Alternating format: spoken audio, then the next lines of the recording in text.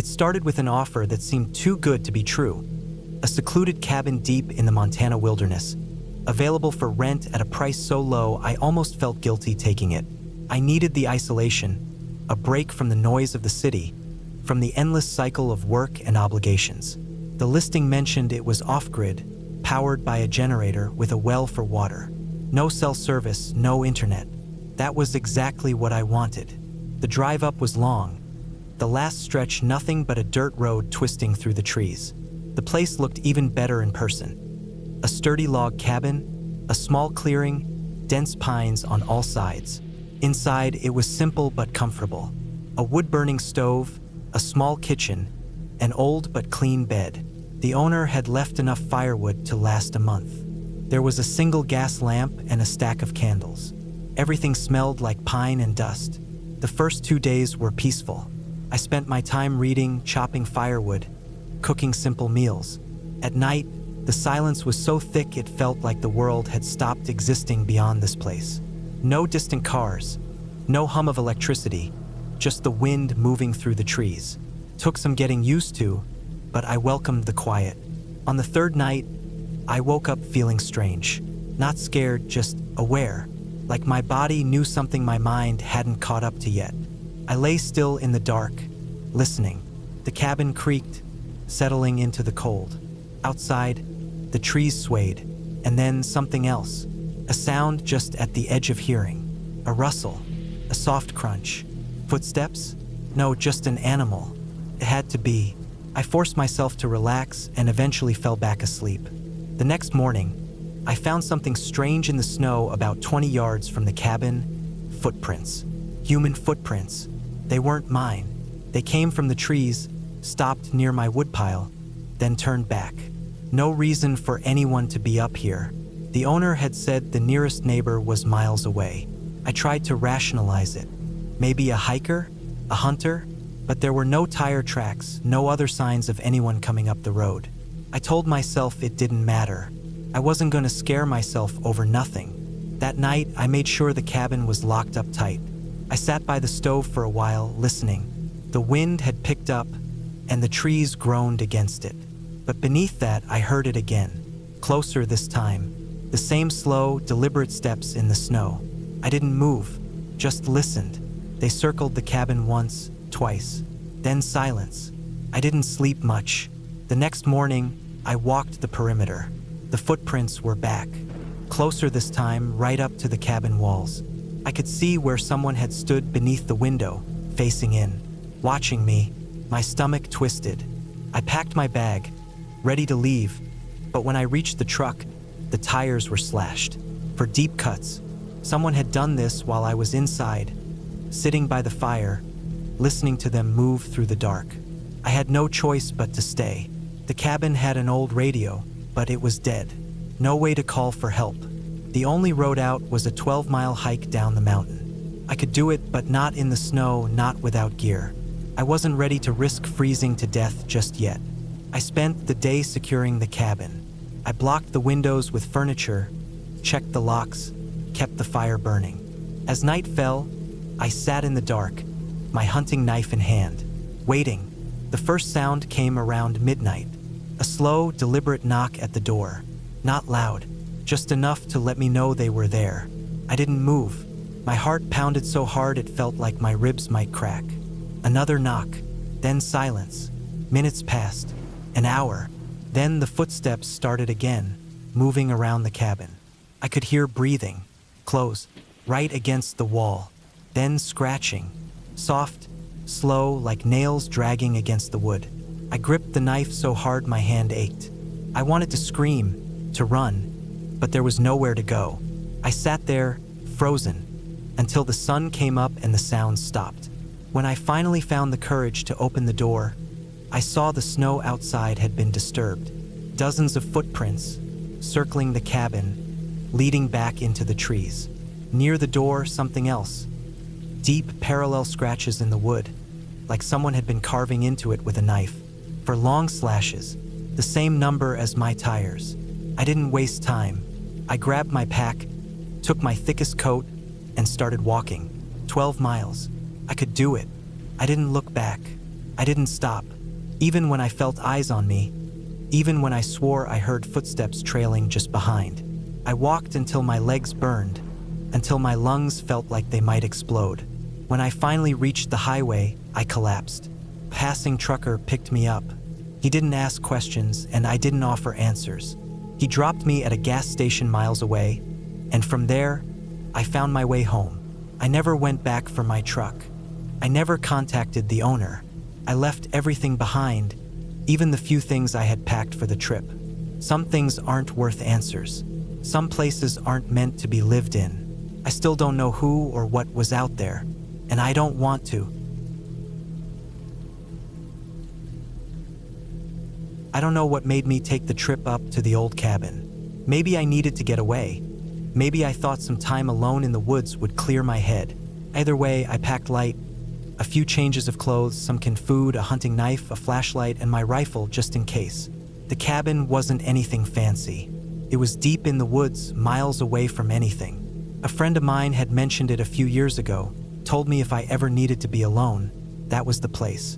It wasn't on any maps. No power, no running water, just a wooden structure with a fireplace, a cot, and a few cabinets left behind by whoever built the place. The drive took longer than expected. Dirt roads turned to barely visible trails, and eventually, I had to park the truck and hike the rest of the way. It was almost dark when I got there, the last bits of sunlight bleeding through the trees. The cabin stood exactly how I remembered it. Small, worn down, but sturdy. I could tell it had been a long time since anyone set foot inside. The door was stiff. The hinges groaned as I forced it open. The air inside was stale, thick with dust and the smell of damp wood. I set my bag down, unloaded the few supplies I brought, and lit a small fire in the fireplace. The only light came from the flames and my flashlight. The silence was unsettling at first. I hadn't realized how much noise I was used to. The hum of a fridge, distant traffic, neighbors' voices. Out here, the only sounds were the wind through the trees and the occasional creak of the cabin settling into itself. I ate a quick meal, mostly just to have something to do, then laid on the cot, staring at the ceiling. I told myself I'd only stay a couple of nights, just enough time to reset. I left my rifle next to the cot, safety on but close enough to reach, just in case. Sometime in the middle of the night, I woke up. It wasn't a normal wake-up, like when you roll over in your sleep or hear something faint in the distance. No, this was different. My body was tense. My heart was already beating too fast, like some part of me had been aware of something before my mind had even caught up. The fire had burned low, just embers now. I listened, straining my ears against the silence. Nothing, just the wind. But then I heard it, a crunch, deliberate, just outside the cabin. My breath caught in my throat. Animals made noise, sure, but this wasn't that. This was weight pressing into the ground, slow and careful. I reached for the rifle, my fingers curling around the stock. I didn't move, didn't breathe, just listened. Another step, closer. I forced myself up, moving as quietly as I could. I kept the rifle close and stepped toward the door. The cabin didn't have windows, just a small opening near the top for ventilation. I couldn't see anything outside. Then silence. I waited, my pulse hammering in my ears. Maybe it had been an animal. Maybe I was imagining things. The wind picked up again, swaying the trees. The fire cracked behind me, and I nearly jumped out of my skin. I took a slow breath and backed away from the door. I barely slept after that. I must have dozed off at some point because I woke up to light slipping through the cracks in the cabin walls. I told myself I was overreacting. It was probably nothing. But when I stepped outside, the first thing I noticed was the tracks. They weren't animal tracks. They were footprints. Bare. Human. I followed them a few steps before stopping myself. They came from the tree line, circled the cabin once, then disappeared back into the woods. Someone had been out there, watching. A deep unease settled in my gut. I wasn't as alone as I thought. I spent most of the day checking the area, trying to figure out if whoever had been outside had left. The tracks were fresh, but there weren't any others leading in. No sign of a camp nearby, no abandoned gear, nothing. Just those damn footprints. By the time night fell, I had made up my mind. I'd leave first thing in the morning. I forced myself to eat, though my stomach was tight with nerves.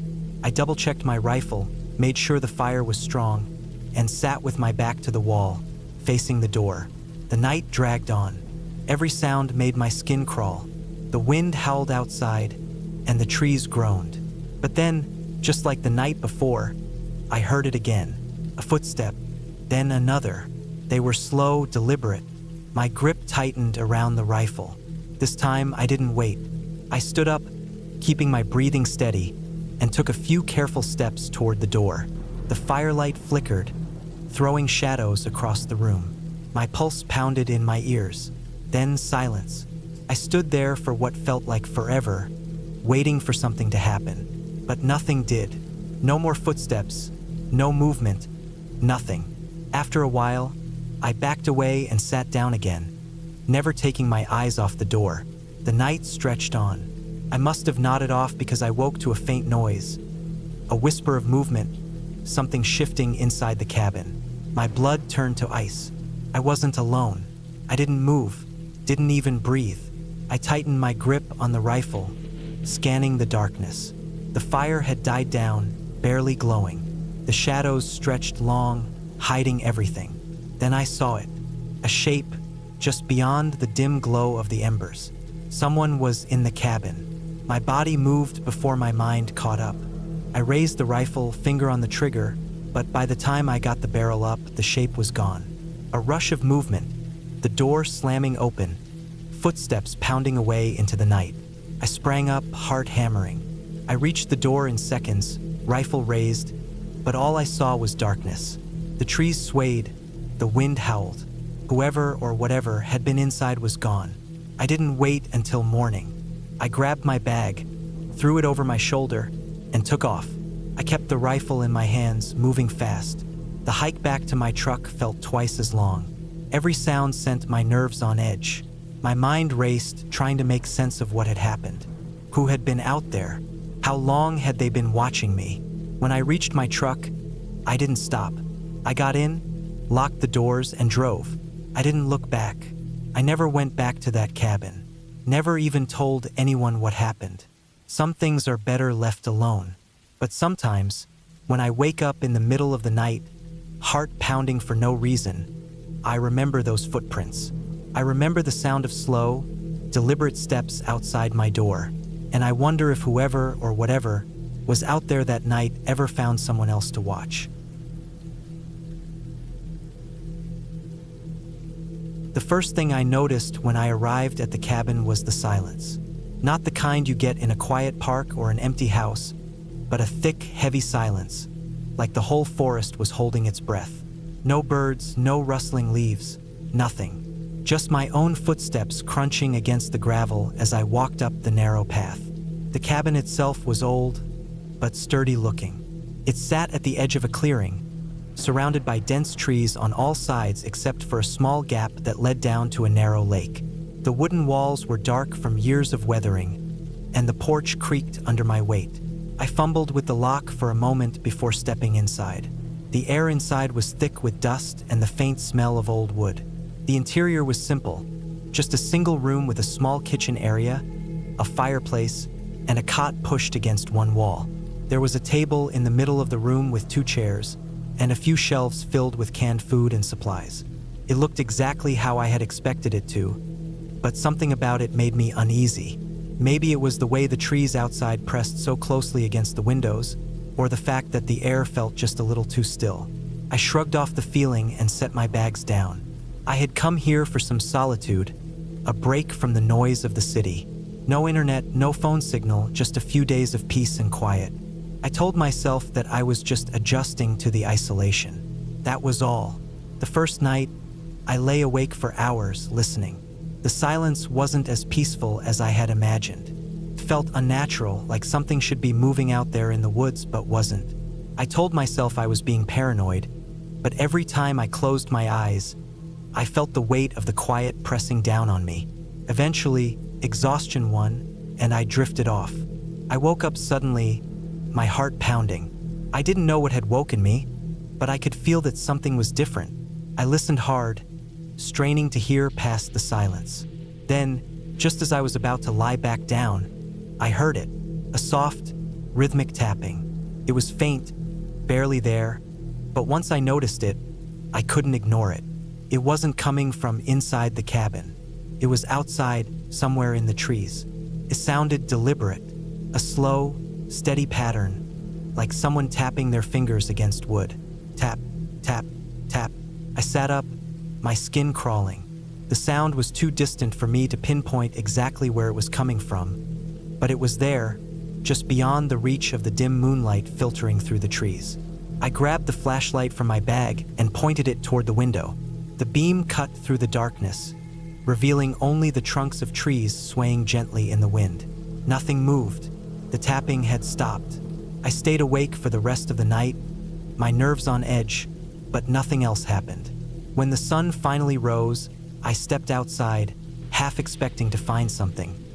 A set of footprints, some sign that I wasn't alone. But there was nothing. The ground was undisturbed, and the forest looked exactly as it had the day before. Still, I couldn't shake the feeling that something was off. I spent the day chopping firewood, cooking, trying to keep my mind busy. I told myself that the sound had just been a tree branch knocking against something in the wind. But as the afternoon faded into evening, I couldn't ignore the tightness in my chest. I wasn't comfortable here. The silence wasn't peaceful anymore. It felt expectant, like something was waiting.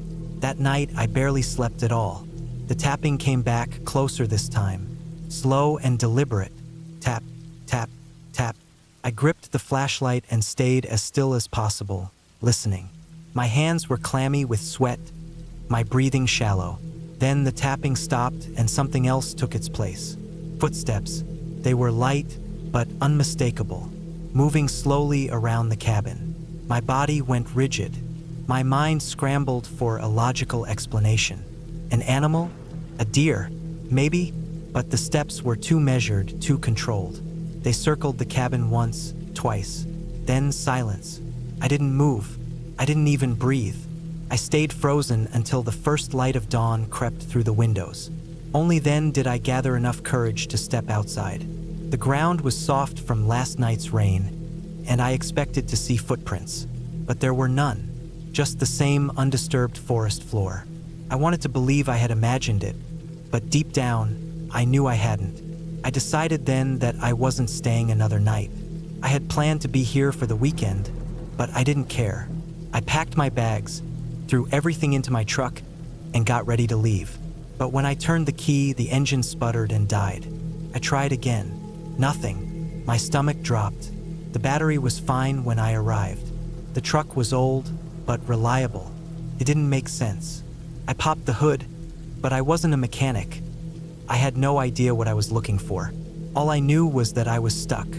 By midday, I had calmed down enough to think clearly.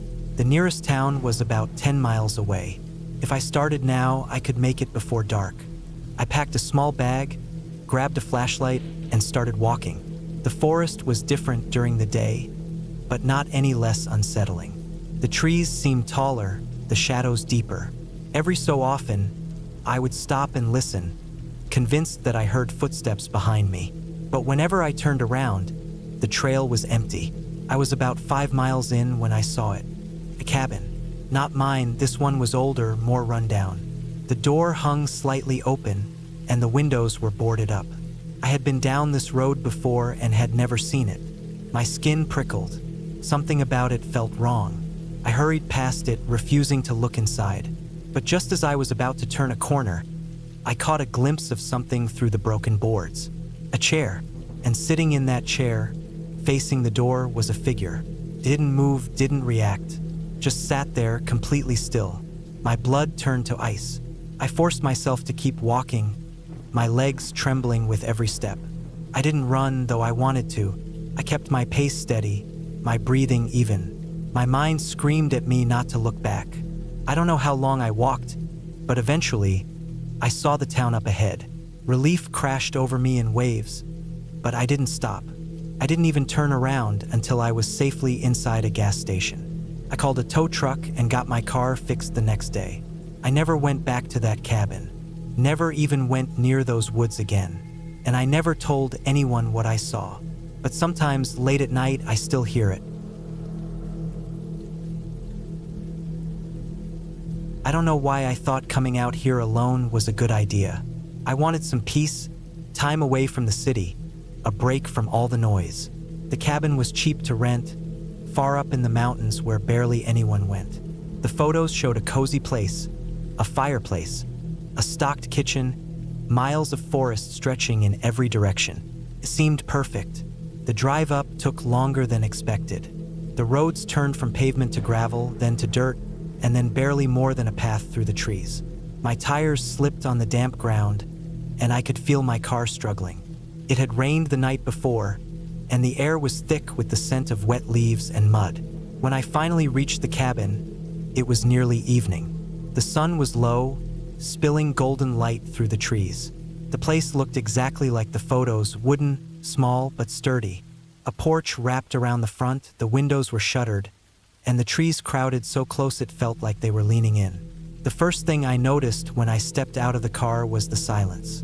Not the peaceful kind, not the kind you expect in nature with birds and rustling leaves. It was heavy, pressing.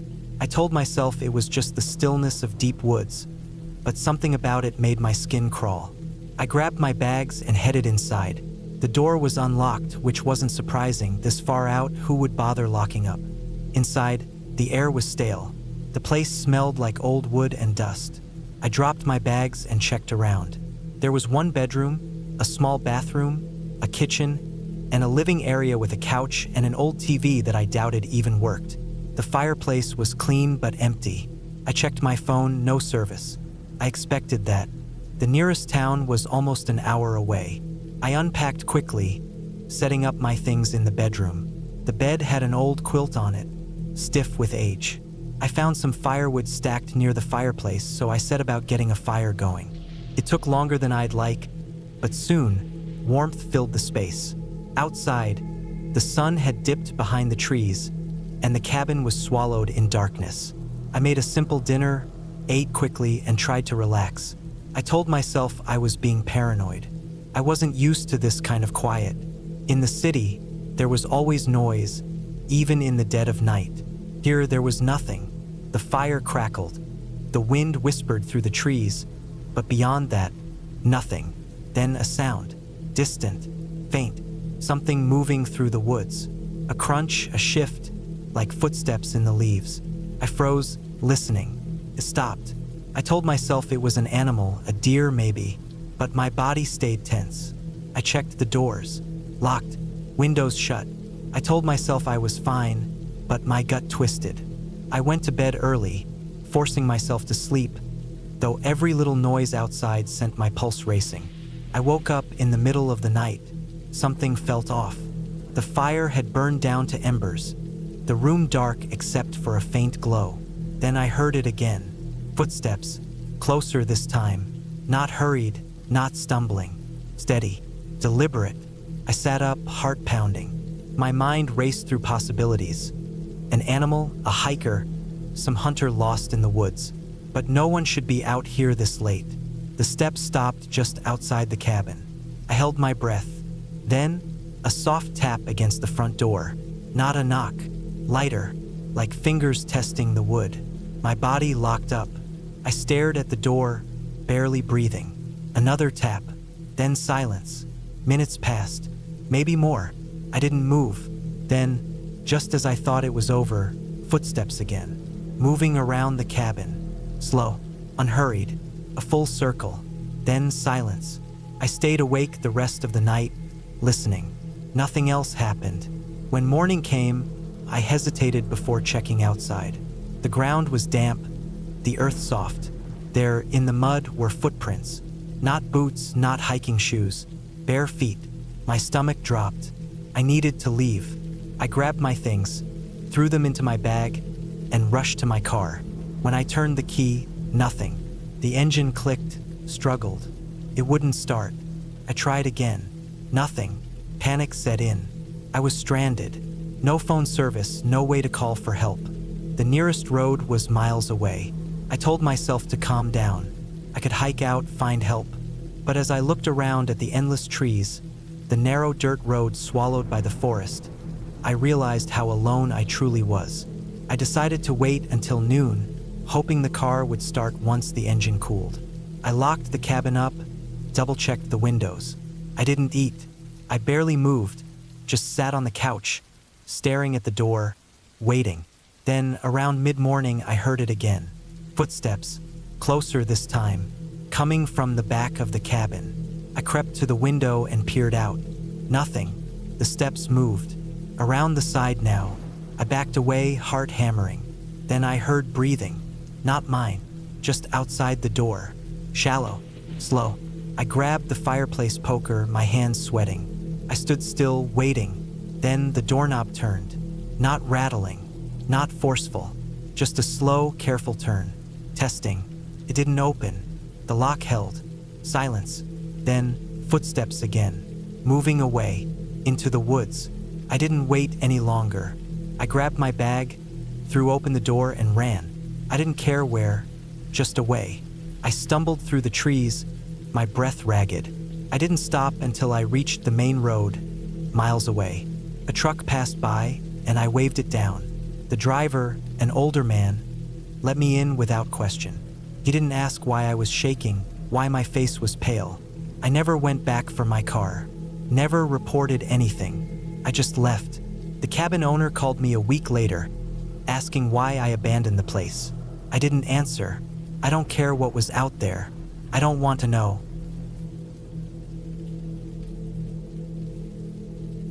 I didn't think anything of it when I first got to the cabin. It was deep in the woods, a solid 2-hour drive from the nearest town, but that was exactly what I wanted. A week of solitude, no phone, no internet, just me, the trees, and the silence. I had rented it from a guy online, some old man who barely said a word when he handed me the keys at a diner off the highway. He didn't give me the usual warnings about bears or getting lost. He just told me one thing: stay inside at night. I thought he was just an old man being superstitious. The first night was peaceful. I made a fire, ate some canned soup, and read until I fell asleep. The second night was when I noticed something odd. Right around midnight, I woke up needing to use the bathroom. The cabin had plumbing, but I had gotten used to peeing outside on my hikes, so I grabbed my flashlight and stepped out onto the porch. The woods were so still it was unsettling. No wind, no rustling leaves, nothing, just dead silence. Even the crickets had stopped.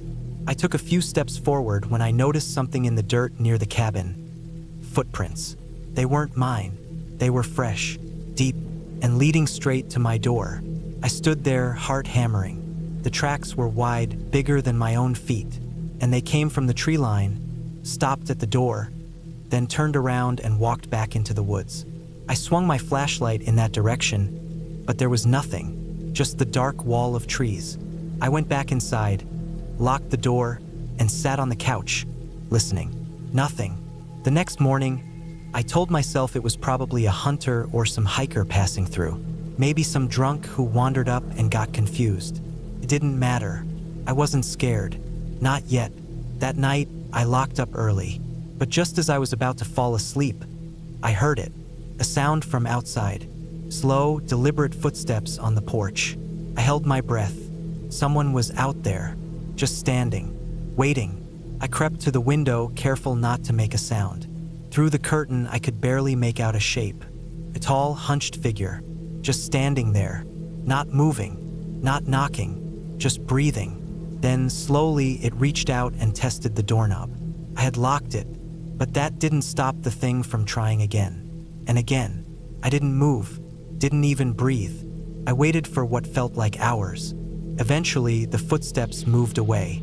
I didn't hear them retreating into the woods, just fading into silence. I barely slept that night. The next morning, I checked the porch. The footprints were there again, deep in the dirt. But this time, there was something else. Scratch marks on the door. Long, deep scratches like someone had dragged a knife across it. Again and again. I packed my things. I didn't care about the rest of my trip. I was leaving, but when I turned the key in my truck's ignition, nothing happened. Dead. Completely dead. I wasn't an idiot. I had checked the battery before I drove up. It had been fine. Someone had done this. I locked myself in the cabin and waited for morning. I tried to stay awake, but at some point, exhaustion took over. When I woke up, the sun was just starting to rise. The door was open, not just unlocked, wide open. The scratches were worse now, covering almost the entire surface. I grabbed my knife and ran outside. My truck was still there, untouched, but on the hood there was something new. A single handprint, smudged, greasy, huge. I didn't waste time. I popped the hood, found the battery cables had been ripped clean off. I fixed them as fast as I could with shaking hands and turned the key again. This time, the engine roared to life. I didn't look back. I didn't care what was watching me from the trees. I just drove. By the time I reached town, I was shaking. I found a gas station and pulled over just to breathe. The attendant must have noticed something was wrong because he asked if I was okay. I told him about the cabin, the footprints, the handprint on my hood. His face changed. "You rented that place?" he asked. "From the old guy at the diner?" I nodded. He didn't say anything for a long time. Then he just shook his head and muttered, "You're lucky you got out." I never asked what he meant. I didn't want to know. I just got back in my truck and drove, and I never looked back. I was never the type to go out into the woods alone. I always thought people who did that were just asking for trouble. But life had been rough lately, and I needed a break from everything. Work, the city, the constant noise. So, when I found a listing for a secluded rental cabin up in the mountains, I jumped at it. A week away from everything sounded perfect. The cabin was about a 3-hour drive from my apartment, deep in the woods, far from any towns or neighbors. It had no Wi-Fi, no TV, just a fireplace, a small kitchen, and the promise of peace and quiet. I told myself it was exactly what I needed. The idea of being completely alone didn't bother me, at least not at first. The drive up was uneventful, though the last hour was a bit nerve-wracking. The paved road turned into a dirt path, narrow and winding, cutting through thick trees. No streetlights, no signs, just my GPS insisting I was on the right track. When I finally arrived, the cabin was exactly as described: small, rustic, and isolated. There was a gravel driveway in front, barely big enough for my car, and a small clearing around the cabin before the forest took over. The trees were massive, towering over the place, making it feel like the woods were closing in. I grabbed my bags and stepped inside.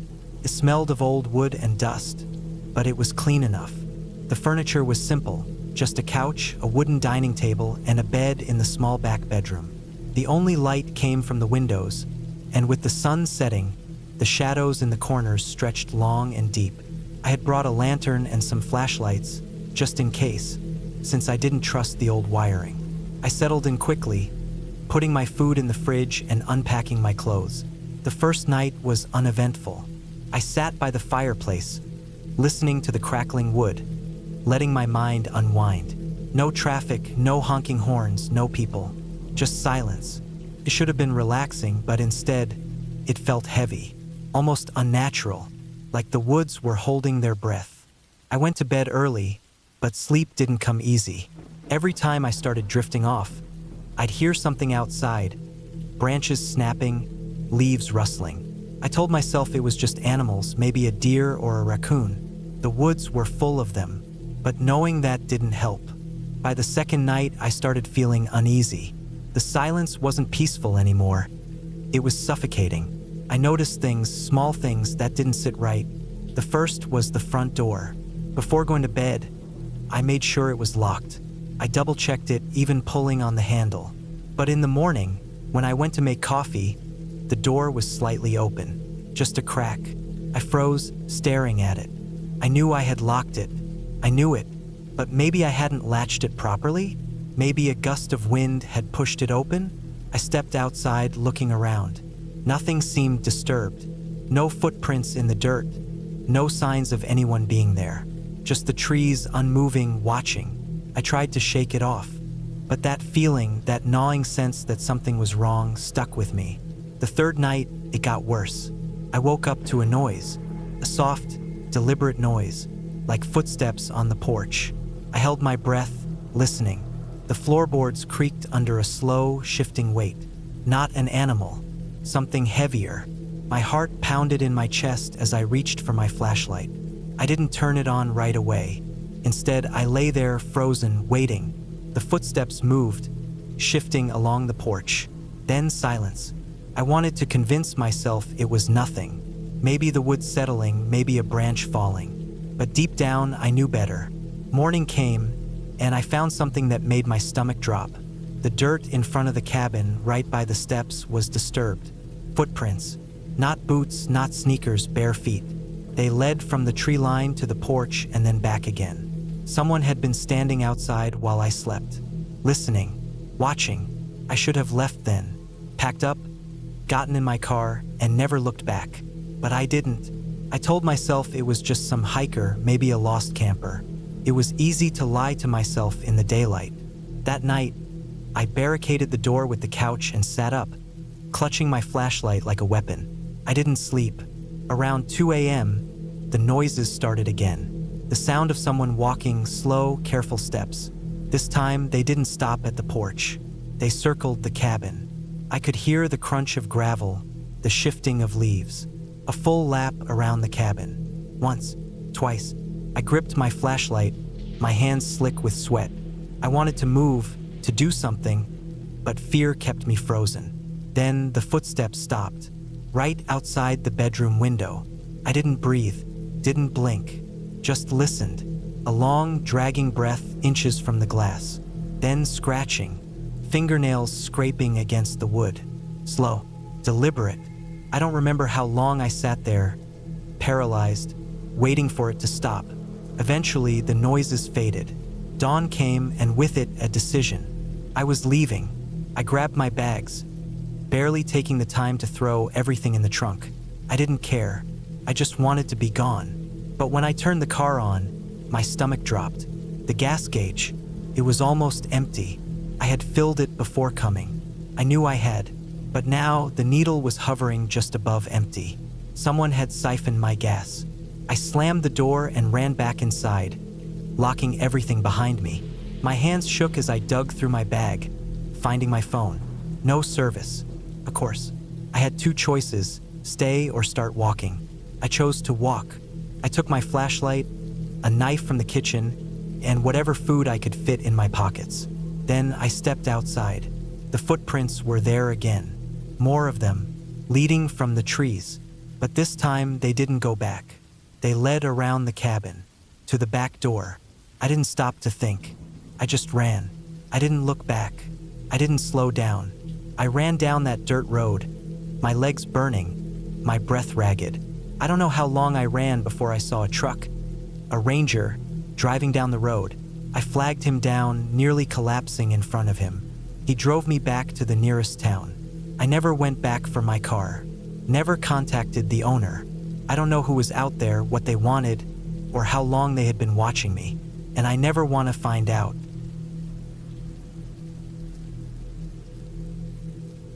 I took the cabin because it was cheap. It sat deep in the woods, miles from the nearest town, and looked like it had been abandoned for years. The owner, some old guy with a bad limp and a cigarette hanging from his lip, told me no one had lived in it for a while. Last guy left in a hurry, he said, scratching his gray beard. Didn't even ask for his money back, just packed up and ran. I should have asked why. I should have cared. But I didn't. I just wanted to be alone. The place smelled like damp wood and old dust. The floor creaked under my boots, and the windows were so dirty they barely let in any light. There was no electricity, just a wood-burning stove and an old oil lamp that flickered when I lit it. The well out back gave me water, though it tasted like metal, and I had enough canned food to last me a while. It was exactly what I wanted, quiet, empty, and far away from everything. The first few nights were fine. The wind howled through the trees, and sometimes I thought I heard things moving outside, but it was just animals. Probably. I didn't let it bother me. But then I found the notebook. It was under the bed, shoved deep into the wooden slats. I almost didn't see it, But when I pulled it out, the leather cover was rough against my fingers, worn from use. The pages inside were filled with frantic, messy handwriting. No dates, no name, just lines and lines of words that barely made sense. I hear them at night. They scratch at the walls. They tap on the windows. They whisper my name. They know I'm here. I closed it and tossed it onto the table. Just some crazy guy who lost his mind out here. It didn't scare me. I had my rifle. I had my knife. If someone tried to mess with me, they'd regret it. But that night I heard it too. A soft, rhythmic tapping on the window. Slow, deliberate. Not the wind. Not an animal. Tap, tap, tap. I didn't move. I barely breathed. My rifle was propped against the wall a few feet away, but I didn't want to reach for it. Not yet. I listened. The tapping stopped. A few minutes passed. Then something scratched against the wood outside. Long, dragging sounds like nails running down the cabin wall. My skin went cold. Then silence. I didn't sleep that night. The next morning, I went outside, rifle in hand. There were no tracks in the dirt. No claw marks. Nothing. Just trees and silence and the feeling that something was watching me. That afternoon, I read more of the notebook. They only come at night. They don't like the light. They try to get in. They almost did last time. Asterisk, I keep the doors locked. I don't look outside. I don't answer them. Asterisk, I shut the book and exhaled. The guy who wrote this was paranoid. Probably hearing things. The wind, the trees, his own damn imagination. I wasn't like that. I was different. But that night, I heard the tapping again. I sat up in bed, heart hammering. It was closer this time. The sound of something lightly knocking on the wood, moving from one window to another, slow and patient. Then the scratching started. Long, deep strokes against the walls. My throat felt tight. I forced myself to get up. I grabbed my rifle, stepped toward the window. The oil lamp barely lit the room, but I could see the outline of the trees outside. Black shapes against the dark. Then something moved. A shadow just beyond the tree line. Not an animal. Not the wind. Person. Standing. Watching. I gripped the rifle tighter, staring through the glass. Then, before I could react, the knocking came from the door. A sharp, deliberate knock. Knock. Knock. I raised the rifle, my finger tight on the trigger. My chest felt like it was about to explode. Another knock. Slow. Steady. I swallowed hard. Go away, I said, voice barely above a whisper. Silence. Then something shifted outside. Footsteps moving away, crunching through the leaves. I didn't sleep again that night. The next morning, I packed my things. I didn't care about the money I paid for this place. I wanted out. But when I opened the cabin door, I stopped cold. The ground outside was covered in footprints. Bare footprints. Too many to count, all leading up to my door. I turned, heart pounding, and grabbed my bag. I left the notebook on the table, left everything behind. I never looked back.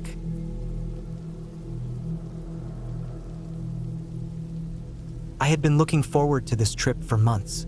A cabin deep in the woods, away from the noise, the people, the stress of work. Just me, nature, and a stack of books I never seemed to have time for. I'd found the place online. A simple wooden cabin that promised solitude and quiet.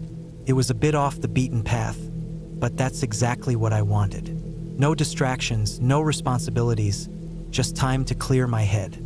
I arrived in the late afternoon, the drive longer than I had expected. The last few miles were on an unpaved road that felt barely used, the trees pressing in on both sides like they were trying to swallow it whole. I had to slow down to avoid the potholes, the occasional fallen branch, and the sharp turns that seemed to come out of nowhere. By the time I pulled up in front of the cabin, the sun was already dipping low, casting long shadows across the clearing. The cabin itself was exactly as it had looked in the pictures. Modest but sturdy, with a small front porch, a slanted roof, and a single chimney. The wood was aged and dark, but the place didn't seem neglected. A firewood stack sat to the side, neatly arranged, and the windows were clean. Someone had been taking care of it. The key had been left under a loose board on the porch, just like the owner had told me. I grabbed my bag from the trunk, unlocked the door, and stepped inside. The air smelled of wood and dust, a little stale but not unpleasant. There was a small kitchen area to the right, a sitting area with a fireplace to the left, and a narrow hallway that led to the bedroom and bathroom. Simple, functional, perfect. I dropped my bag on the bed, pulled out my flashlight, and took a quick inventory of the place. There was no electricity, but that was expected. I had brought lanterns, extra batteries, and enough supplies to last a week. The water came from a well out back, and there was an old-fashioned stove for cooking. I found a stack of firewood inside, just enough for a few nights. I'd have to chop more if I stayed longer. As the last light faded from the sky, I lit a lantern and set it on the small wooden table near the fireplace. The warm glow made the place feel almost cozy. I heated up a can of soup on the stove, ate in silence, then sat by the fire, listening to the distant sounds of the forest. The occasional rustling in the underbrush, the call of an owl, the wind shifting through the trees. It was peaceful, exactly what I needed. That first night, I slept deeply, the kind of sleep that only comes when you're truly away from everything. But sometime in the early hours, I woke up. Not from a nightmare, not from a sound, just an uneasy feeling. The kind that makes your skin crawl for no reason. I lay there, listening, but the cabin was silent. The fire had burned down to embers, and the lantern had run out of oil. The only light came from the moon filtering through the curtains. I told myself it was nothing, just my mind adjusting to the isolation. I turned over, pulled the blanket tighter around me, and eventually drifted back to sleep. The next morning was crisp and cold. I stepped outside with a cup of coffee, breathing in the fresh air. The forest was beautiful in the morning light, mist rising between the trees. I spent the day exploring the area, following a narrow path deeper into the woods. I found a small stream about a half-mile away, the water clear and icy cold. I spent some time there, just sitting on a rock, listening to the gentle flow. It was peaceful, everything I had hoped for. That night, though, I woke up again. The same uneasy feeling, but this time, it was stronger, like something wasn't right. I lay there, trying to shake it off, but then I heard it. Faint, almost indistinguishable at first. A soft shuffling outside the cabin. Not an animal, not the wind. Something deliberate, slow.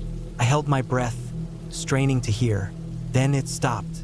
For a long time, I didn't move, just lay there, heart pounding. Maybe a deer had wandered close.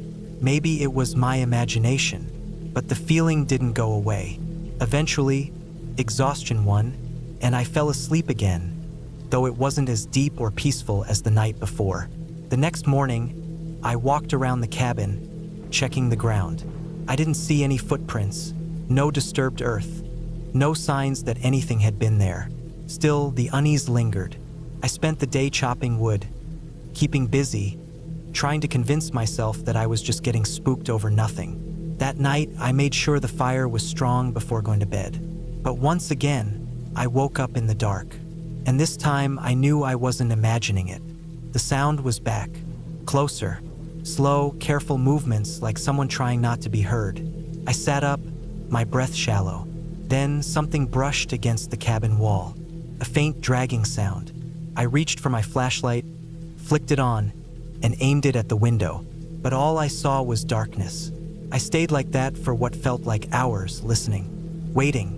Eventually, the sounds faded, and the night was silent again. I didn't sleep after that. By morning, I had made up my mind. I was leaving. Whatever was out there, I wasn't going to wait around to find out. I packed quickly, not even bothering to eat. But when I stepped outside, something stopped me in my tracks. The ground in front of the cabin was disturbed. The dirt was uneven, like something or someone had been standing there for a long time, watching, waiting. I scanned the tree line, my skin crawling. Nothing moved. The forest was quiet, too quiet. My car was parked just a few steps away, but in that moment, it felt impossibly far. I forced myself to move, walking as quickly as I could without breaking into a run. Every step, I expected something to rush out of the trees, but nothing did. I got in, locked the doors, and started the engine. As I pulled away, I caught one last look in the rearview mirror. The cabin stood there, silent and empty, but I couldn't shake the feeling that something was still watching me, something that had been there the whole time. I didn't stop driving until I reached the highway. I never looked back. I never went back, and I never will.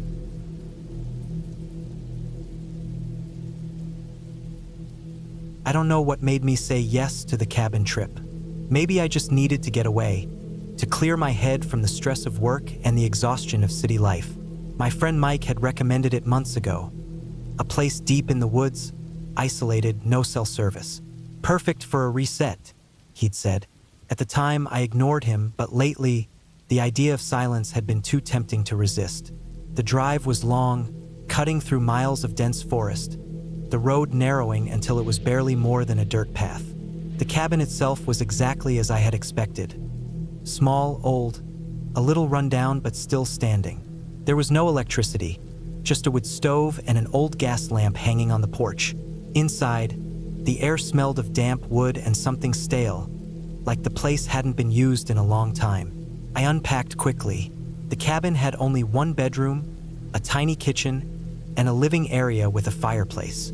There was a single window in the bedroom, but the rest of the place was dark, even during the day. That first night was uneventful. I read by the light of a battery-powered lantern and listened to the quiet. No cars, no voices, just the occasional rustling of trees outside. I woke up around 3 a.m. to the sound of something tapping against the cabin wall. I froze, listening, trying to decide if I had imagined it. It wasn't the wind, the sound was too precise, too deliberate. It stopped after a few minutes, and I forced myself back to sleep, telling myself it was probably a tree branch moving in the breeze. The next day, I walked around the cabin, looking for anything that might have caused the noise. The trees were far enough away that none of their branches could have reached the cabin. The ground was damp from recent rain, and there were no signs of footprints or disturbed soil. It made no sense.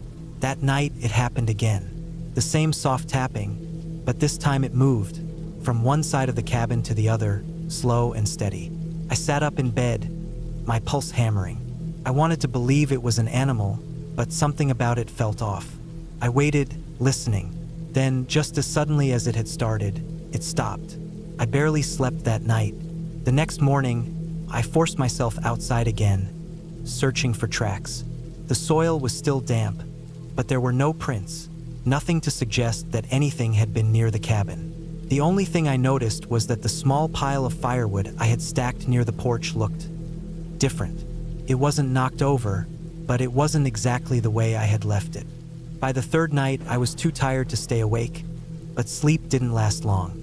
The tapping started again, only this time it was louder. It didn't stop after a few minutes, kept going, rhythmic and insistent. I grabbed the lantern and crept toward the window. The glass was fogged from the cold, but I could see just enough to make my stomach drop. There was someone standing just beyond the tree line. I didn't move. I didn't breathe. The figure was still, barely visible in the darkness, but I knew they were watching. My first instinct was to grab my keys and leave, but my car was parked at the end of the narrow dirt path, about a 10-minute walk away.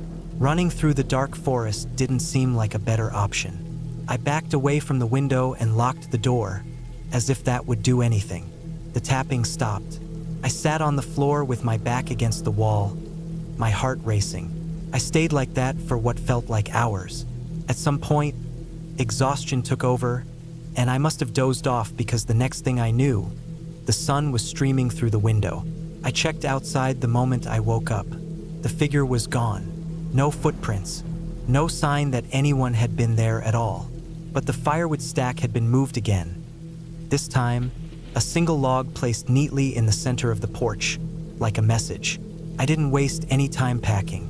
I grabbed my things, threw them into my bag, and left. The whole way back to my car, I felt like I was being watched. I didn't see anyone, but the feeling never left. When I finally reached my car, I locked the doors and started the engine. As I turned onto the main road, I glanced in the rearview mirror. The cabin was barely visible through the trees, but I thought I saw something. Someone. standing at the edge of the forest, watching me leave. I never went back.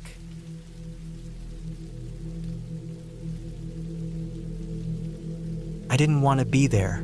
The cabin wasn't mine. It belonged to a friend, a guy I worked with who swore up and down that I needed a break from everything. He told me I could stay there for a week, clear my head. No cell service, no distractions, just peace and quiet. I should have said no. The place was deep in the woods, about a 2-hour drive from the nearest town. The road leading up to it was rough, mostly gravel and dirt, with deep grooves from rainwater runoff. I almost got stuck twice. The trees crowded both sides, thick and dark even during the day. It was early October, and the leaves had already started changing. But there was no beauty in it, not here. The air felt colder than it should have, even though the sun was still up. The cabin itself was old.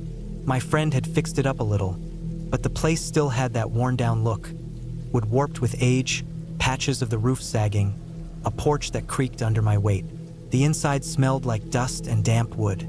There was a single bedroom, a small kitchen, and a living area with a fireplace that hadn't been used in years. No TV, no radio, just silence.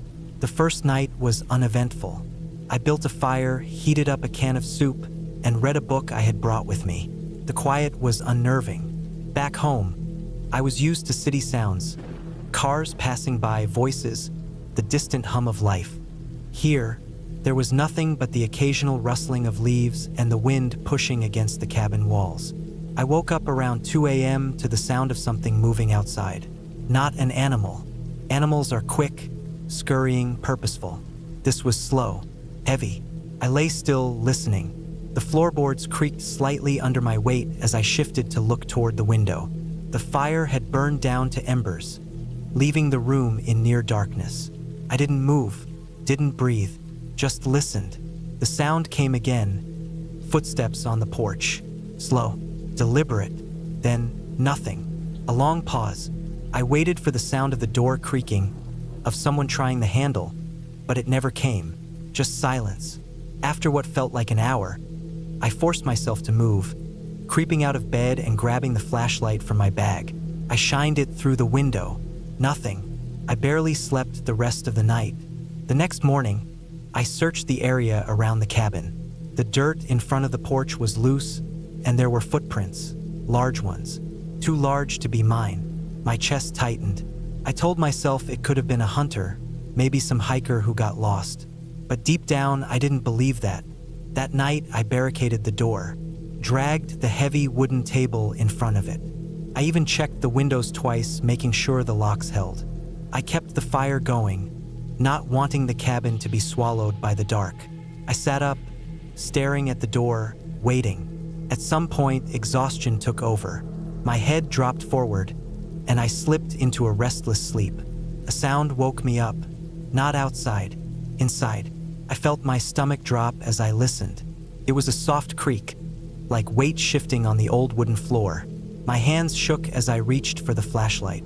I clicked it on, shining it toward the kitchen. The back door was open. I knew I had locked it. I knew for a fact that I had checked it twice. My pulse pounded in my ears. Someone had been inside while I was asleep. I grabbed the knife from the table and backed into the corner of the room, keeping my eyes on the door. The air felt heavier, charged with something unseen. I stayed like that until the sun came up. The next morning, I packed my bag. I wasn't staying another night. I stepped outside, scanning the tree line. It was too quiet, the kind of quiet that makes your skin crawl. The footprints were still there, but there were more now. They circled the cabin. I didn't wait. I threw my bag into the truck and climbed in, slamming the door.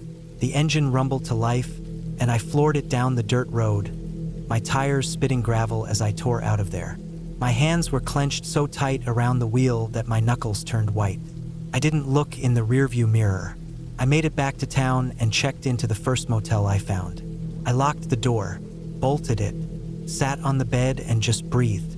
My whole body ached from tension. I didn't sleep that night either. The next day, I called my friend, told him everything.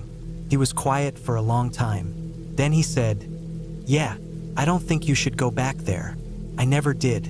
A few months later, he sold the place. I never asked who bought it. I didn't want to know. Some places aren't meant to be lived in.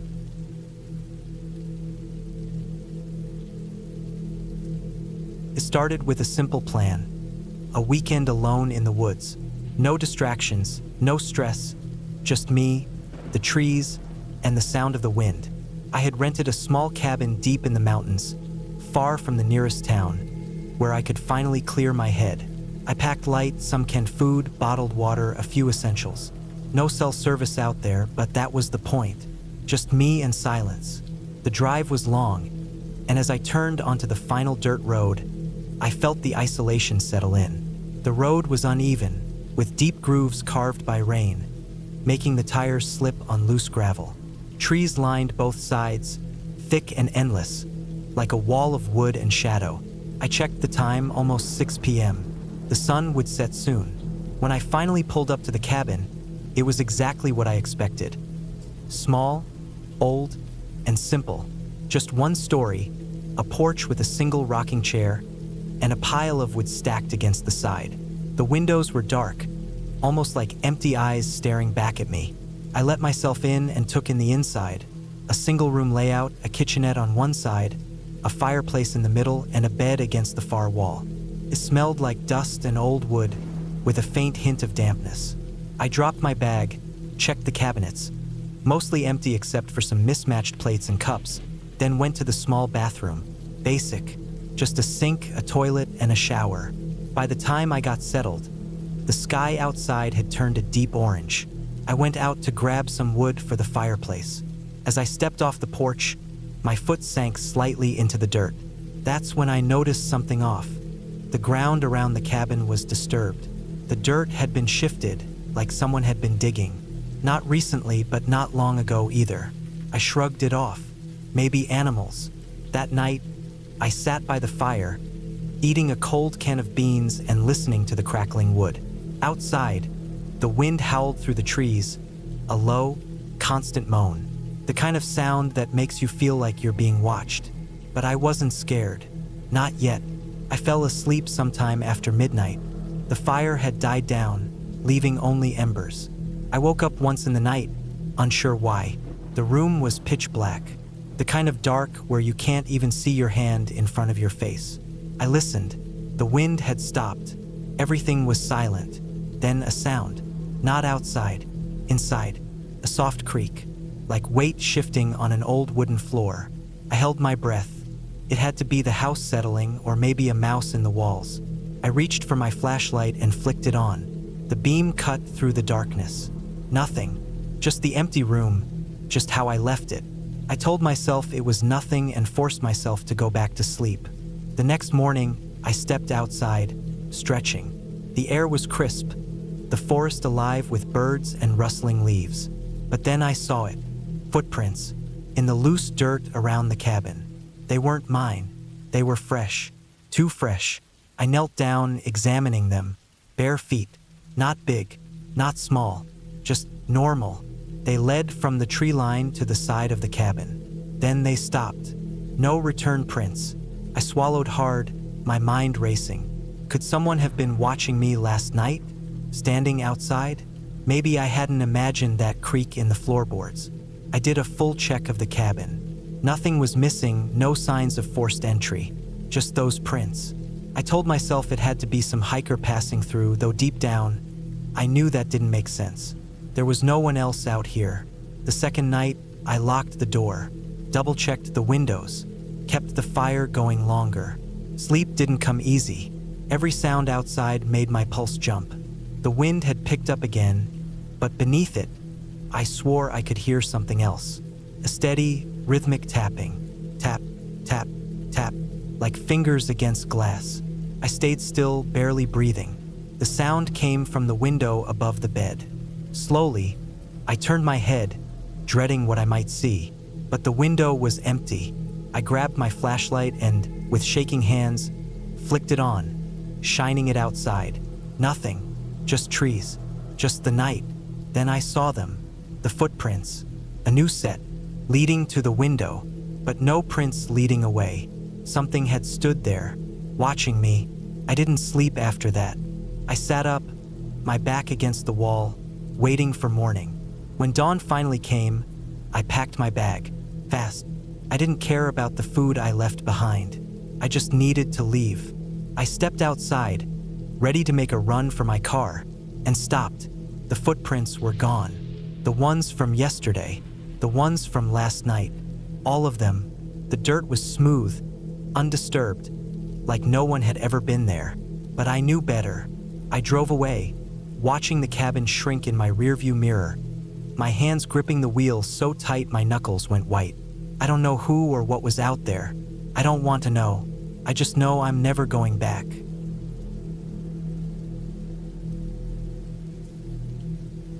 I remember the first time I saw the cabin. It was smaller than I expected, tucked deep into the woods, far from the nearest road. The rental ad had made it look more spacious, but standing in front of it, I realized how isolated it truly was.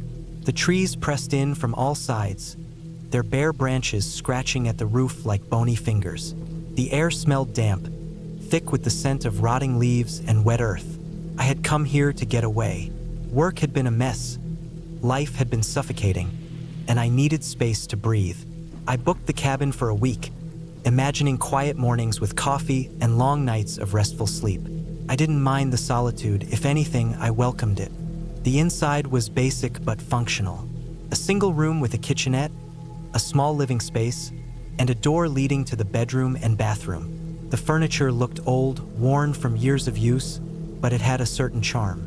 The bed was large enough, the bathroom clean, and the kitchen stocked with the essentials. The first night was uneventful. I lit a fire, made some tea, and read a book until my eyes grew heavy. The silence out here was different from the city. There were no cars, no voices, just the occasional rustling of leaves outside. It should have been peaceful, but it made me feel small, like I was swallowed up by the forest. The second night, I noticed something strange. A sound, faint at first, barely there. A soft, rhythmic tapping against the window. At first, I thought it was just the wind, a tree branch maybe. But when I looked outside, there was nothing, just darkness. The sound stopped when I moved closer to the glass. I convinced myself it was nothing. I told myself I was being paranoid, that the isolation was playing tricks on me. But the feeling of unease lingered, making the hairs on my arms stand up. By the third night, I was certain I wasn't alone. I woke up in the middle of the night to the sound of footsteps. They were slow, deliberate, crunching through the leaves outside. I held my breath, listening. The steps stopped just outside my bedroom window. I didn't move. I didn't breathe. Minutes passed. Then a soft tap. Just once. A single knock against the glass. I stayed in bed, frozen, my pulse hammering in my throat. I didn't look. Couldn't. Eventually, the footsteps moved away, fading into the trees. The next morning, I searched the ground outside. The leaves were disturbed, like someone had been standing there, watching, waiting. That day, I thought about leaving, but I convinced myself I was overreacting. Maybe it was an animal. Maybe it was nothing. I had driven 5 hours to get here, and I didn't want to pack up and leave over something that might have been my imagination. The fourth night, I locked everything. The doors, the windows, even the tiny latch on the bathroom window. I kept the fire going, hoping the light would make me feel safer. Around midnight, I heard it again. The tapping. This time, it was on the front door. 3 slow, measured knocks. Not the wind. Not an animal. Someone was outside. I sat frozen in my chair, staring at the door. My heartbeat pounded in my ears. The fire crackled beside me, the only sound breaking the silence. Then the doorknob turned. It didn't shake violently. It didn't rattle like in horror movies. It was slow, careful, testing. I grabbed the fireplace poker, my knuckles white around the handle. My body was rigid, every muscle locked in place. Then, as suddenly as it started, it stopped. I didn't sleep that night. The next morning, I found footprints in the dirt outside the door. They weren't mine. They were fresh, leading from the trees to the cabin. I packed my things. I didn't care about the remaining days of my rental. I threw my bag into the car and turned the key so fast my hand shook. As I drove away, I looked in the rearview mirror. The cabin stood there, silent, empty. But I knew someone had been there, watching, waiting. I don't know what they wanted. I don't know how long they had been in those woods. But I do know one thing. I wasn't supposed to leave.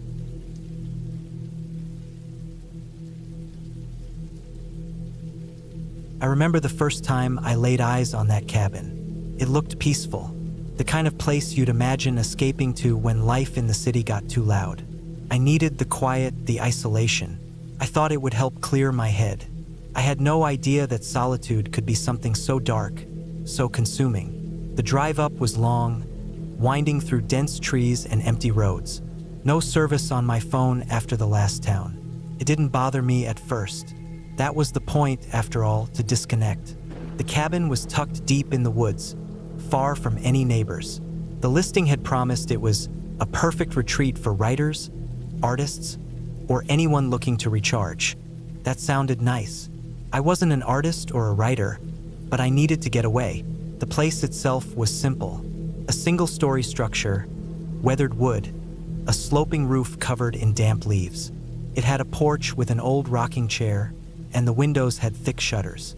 Inside, there was just one bedroom, a small kitchen, a living area, and a bathroom. A fireplace took up most of the far wall, and a stack of chopped wood sat beside it. Everything smelled like old pine and dust. Unpacking was quick. Just a duffel bag with enough clothes for a week, some canned food, a case of bottled water. I checked the cabinets. There were some supplies left behind by the owner. Dry goods, a few old pots and pans. The fridge was empty except for a half-used stick of butter. By the time I settled in, it was already late afternoon. The quiet felt heavy, pressing in on me. No cars, no voices, just the wind through the trees and the occasional creak of the cabin settling. I sat on the porch for a while, watching the trees shift and sway, listening to the distant call of birds. It should have been peaceful, but something about it felt off. That first night, I didn't sleep well. The silence was too thick. My own breath sounded too loud, the creaks of the cabin sharper than they should have been. I kept waking up, listening for something I couldn't quite name. Around 3 in the morning, I swore I heard footsteps outside. Slow, deliberate, crunching leaves, twigs snapping. I held my breath, waiting. Nothing. When I finally worked up the nerve to check the window, there was nothing but darkness. The next day, I told myself it was just my imagination. The woods played tricks on people not used to them. I forced myself to go outside, to explore a little. There was an old trail behind the cabin, barely visible beneath layers of fallen leaves. I followed it for a while, stepping over roots, brushing aside low-hanging branches. It led to a small clearing with a fire pit made of stones. An old, rusted-out chair sat nearby, its legs half sunken into the earth. It looked like no one had been there for years. That night, I locked the doors. Not that a simple lock would do much if someone really wanted to get in. I double-checked the windows, made sure the shutters were closed tight. Still, I couldn't shake the feeling that something was wrong, that something was out there, watching. I fell asleep with the fireplace burning low. The warmth helped. The flickering light made the shadows feel less like they were closing in. At some point, I woke up. Something had changed. The fire was out. The room was freezing, and the cabin felt different. I don't know how else to describe it. Like the air had thickened, like the walls were listening.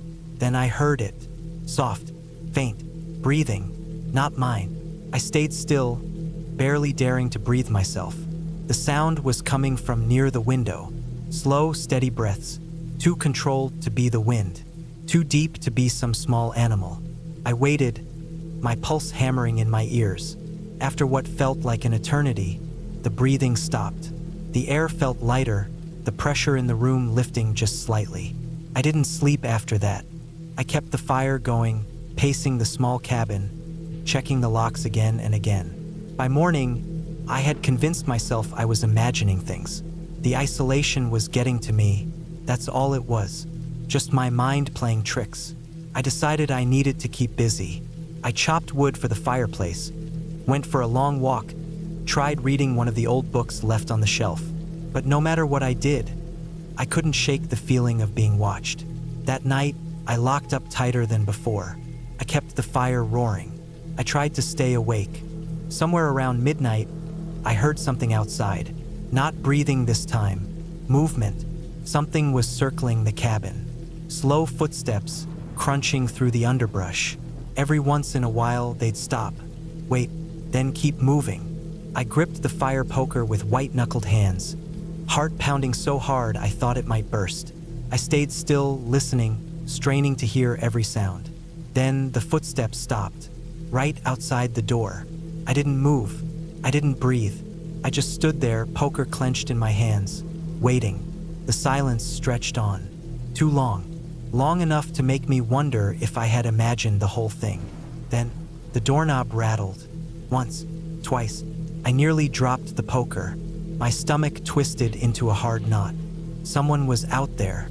I waited, sweat slicking my palms, every nerve in my body screaming. The rattling stopped. No footsteps moving away. No sound at all. I stood there for what felt like hours, staring at the door, heart hammering in my chest. Eventually, dawn came. Light filtered through the shutters, and I finally dared to move. My legs ached. My hands were shaking. I crept to the door, hesitated, then cracked it open just enough to look outside. Nothing. No footprints. No signs of anyone having been there. But I knew what I had heard. I packed my bag within minutes. I didn't care that I had paid for the full week. I didn't care if I was being paranoid. I threw my stuff in the car, started the engine, and didn't look back. I drove straight to the nearest town, my hands gripping the wheel so tight my knuckles ached. I checked into a motel, locked the door behind me, and sat on the bed, trying to calm my racing thoughts. That night, I slept with the lights on. The next morning, I did some digging, asked around, checked online. The cabin had no history of anything strange. No crimes, no reports of trespassers. But I found something else. That old trail behind the cabin? It used to lead to another house. Decades ago, before it burned down. No one had lived there since. But sometimes, people still saw footprints in the dirt, leading from where the house used to be, to the cabin.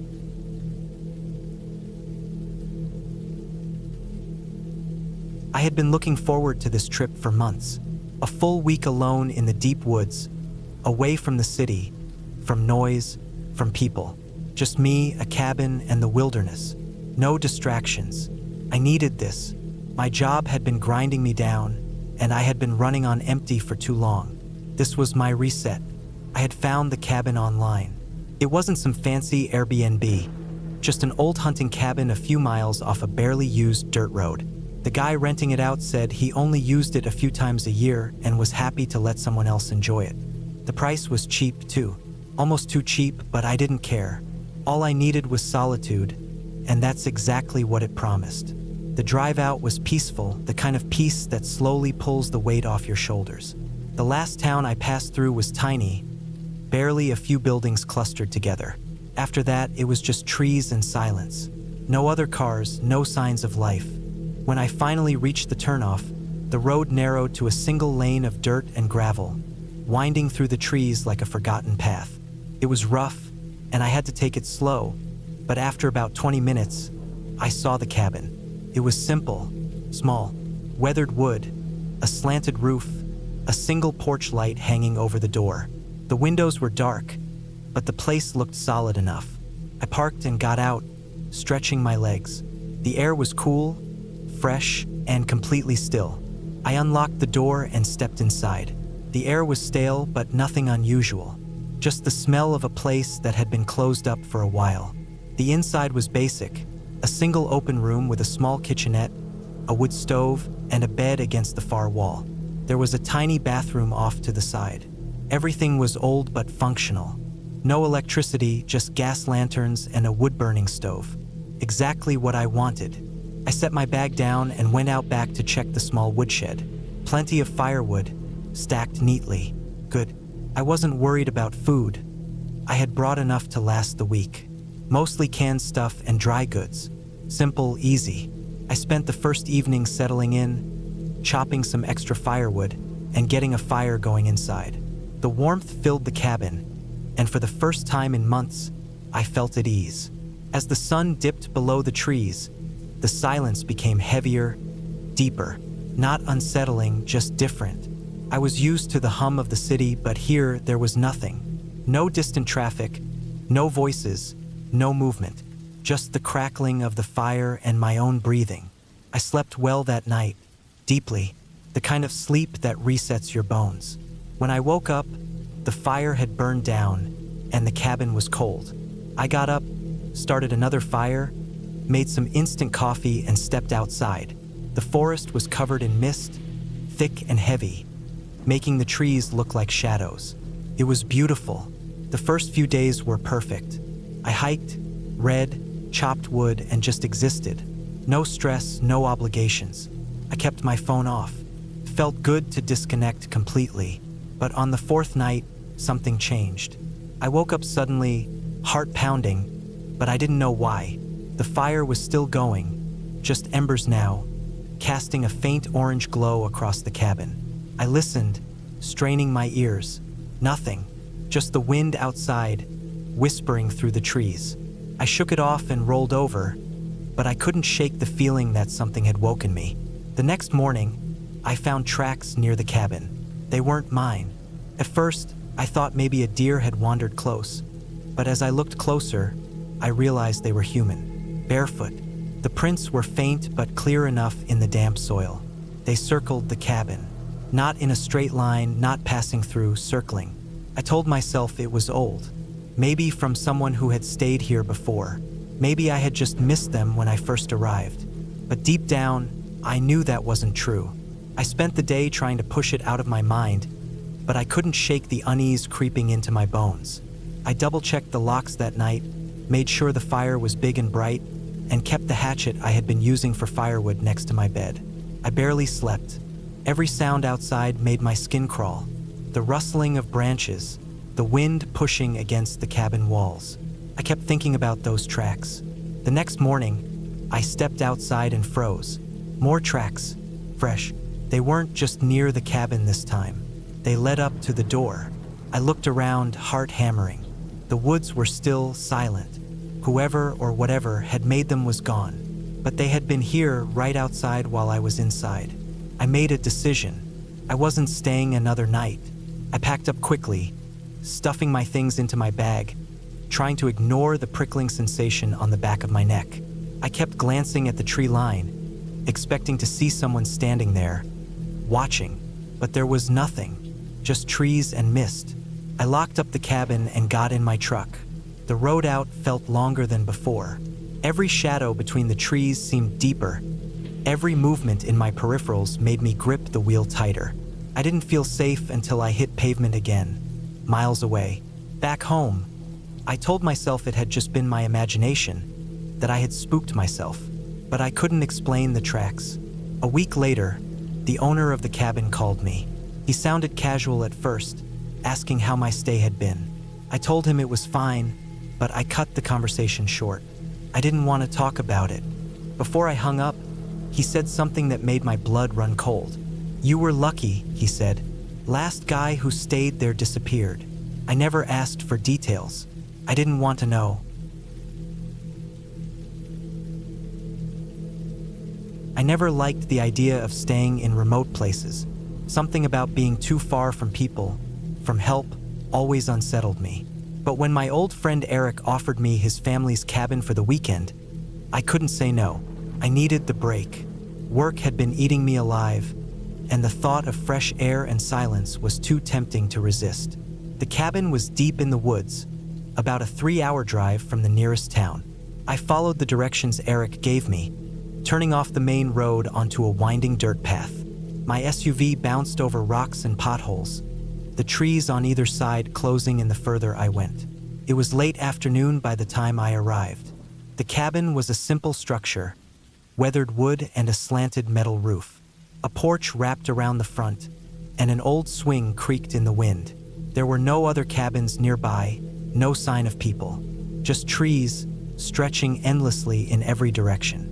Inside, The air was musty, the scent of aged wood and dust filling my nose. The main room had a couch, a fireplace, and a small kitchen area with an old gas stove. There was a single bedroom with a bed that looked comfortable enough. It was simple, but it would do for the weekend. I spent the first few hours settling in, unpacking my bag, and making something to eat. As the sun dipped behind the trees, the silence grew heavier. No distant hum of traffic, no voices, just the occasional rustling of leaves and chirping of insects. I tried to shake off the uneasy feeling in my chest. I was just too used to the constant noise of the city. That's all it was. I locked the door and windows before turning in for the night. The bed creaked under my weight, and the mattress was stiff, but exhaustion took over quickly. I must have fallen asleep within minutes. I woke up suddenly. The room was dark, pitch black. My breath was heavy, heart pounding. I listened. First, I thought it was nothing, just the sounds of the forest outside. Then I heard it, a faint thump, then another, soft, deliberate, coming from outside. I held my breath, straining to listen. It wasn't an animal. Too steady, too human. I reached for my phone on the nightstand and checked the time. 2:13 a.m. I turned on the flashlight, aiming it toward the window. Nothing, just darkness. I told myself it was just my imagination, that I was being paranoid. Then I heard it again, this time closer, right outside the front porch.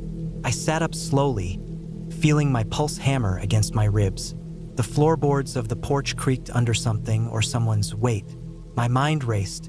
Could be an animal, maybe a deer, but deep down I knew better. The sound was deliberate, measured. I had locked the door. I was sure of it, but I still got out of bed as quietly as I could, moving toward the main room. My phone's flashlight barely cut through the darkness. I reached the door and pressed my ear against it, listening. Silence. Then suddenly, a loud, violent bang against the door. I stumbled back, heart hammering in my chest. Another bang, harder this time.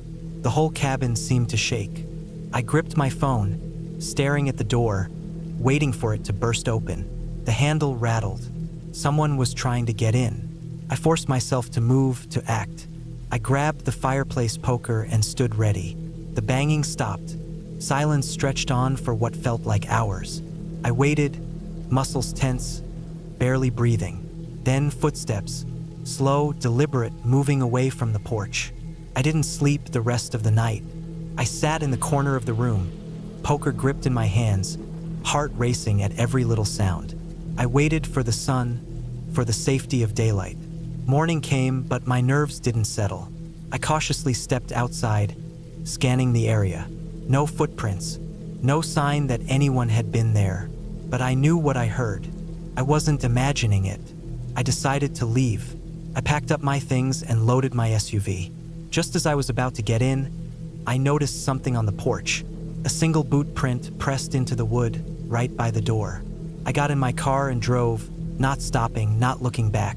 I never went back to that cabin, and I never told Eric what happened. Some things are better left unsaid.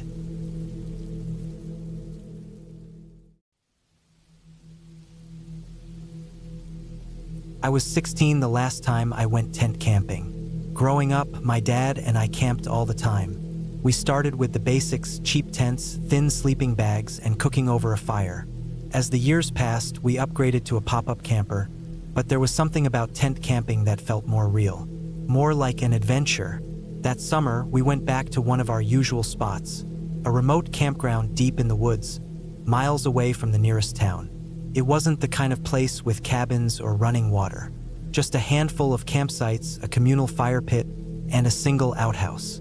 The kind of place where, once the sun went down, the only light came from your lantern or the moon above. It was late afternoon, and my dad and I sat by the fire. We had a small flame going, just enough to keep the smoke rolling for when we needed to cook dinner later. The air was thick with the smell of burning wood, and the occasional pop from the fire echoed in the stillness. The woods around us were quiet, just the occasional bird call or rustling in the underbrush. Then it happened. I saw movement near my foot. At first, I thought it was just a beetle or maybe a stray ember popping from the fire. But when I looked down, my stomach turned to ice. A spider, a massive, black, grotesque thing, bigger than anything I had ever seen before. It was unlike any spider I'd ever encountered, too large. Its legs moving in an unnatural, deliberate way. It wasn't scurrying like normal spiders do. It was coming straight toward me. I didn't scream, I shrieked. The kind of sound that doesn't even seem human. Pure, raw panic. I scrambled back so fast I nearly tripped over the camping chair behind me. My pulse pounded in my ears as I watched this thing crawl toward me, its thick legs bending at strange angles. My dad jumped up, his instincts kicking in. He did what anyone would do, he stomped on it. Hard. For a second, relief washed over me. It was over. The thing was dead. But then, something impossible happened. A few seconds passed, and the thing started moving again. Not twitching like an injured bug, fully moving. Its legs stretched and bent, its crushed body somehow reforming itself. And then, before my eyes, it started crawling toward me again. Something was wrong. Horribly, horribly wrong. I screamed again, louder this time. My dad cursed under his breath and grabbed the heaviest thing nearby, a cinder block we had used to weigh down the firewood tarp. He lifted it and slammed it down over the spider, hard enough that I felt the ground shake beneath me. We both stood there, breathing hard, staring at the cinder block. One of its legs was still sticking out, bent and twitching slightly. Then, slowly, the leg pulled itself under. A few seconds later, the spider crawled out from one of the hollow gaps in the block. It was still alive.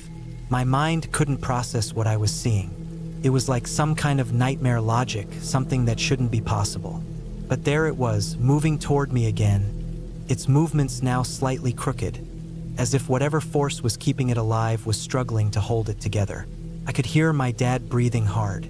He wasn't just startled anymore, he was scared, and that terrified me more than anything else. Without thinking, he reacted. He ran at it and kicked it hard, straight into the smoldering fire pit. The flames, weak just moments ago, suddenly flared up as if the thing had ignited them. I stood there, frozen, watching the fire consume it, the orange glow flickering over the trees. The relief came back. It had to be dead now. There was no way anything could survive that. My dad exhaled loudly, muttering something under his breath, and I let my body relax for the first time since this started. Then I heard the sound, a low, crackling hiss. At first, I thought it was the fire. Then the sound grew louder, and then, crawling from the flames, was the spider. Its body was smoldering, embers glowing on its back. Thin wisps of smoke curled from its legs, and it was moving faster, much, much faster. My brain completely shut down. My legs refused to move. I stood there, staring, watching as this thing came straight for me. Then my dad moved. He stomped on it again, this time harder than before, risking his own foot catching fire. He crushed it into the dirt and kicked it back into the fire, his breaths coming in quick, sharp bursts. We stood there, staring into the flames, waiting. When the fire finally burned out, there was nothing left. No body, no remains, nothing. We left the next morning. We packed up in record time, barely speaking. The drive home was silent. Neither of us knew what to say, and honestly, I didn't want to talk about it.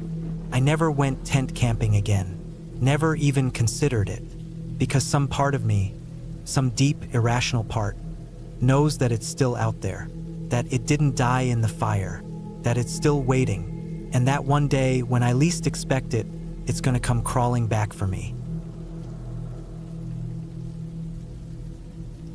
It started as just another walk. Me and my friend Eric had been doing it for months, walking around the neighborhood, cutting through different trails, exploring areas we had never really paid attention to before. It wasn't about exercise or anything. It was just nice to get outside, clear our heads, and kill some time. That evening, the air was cool, the sun hanging low, turning the sky a dull orange. We decided to take a different route. Instead of looping through the usual streets, we went farther out, toward the edge of town. There was an interstate bridge back there, and behind it, a dirt road we had never noticed before.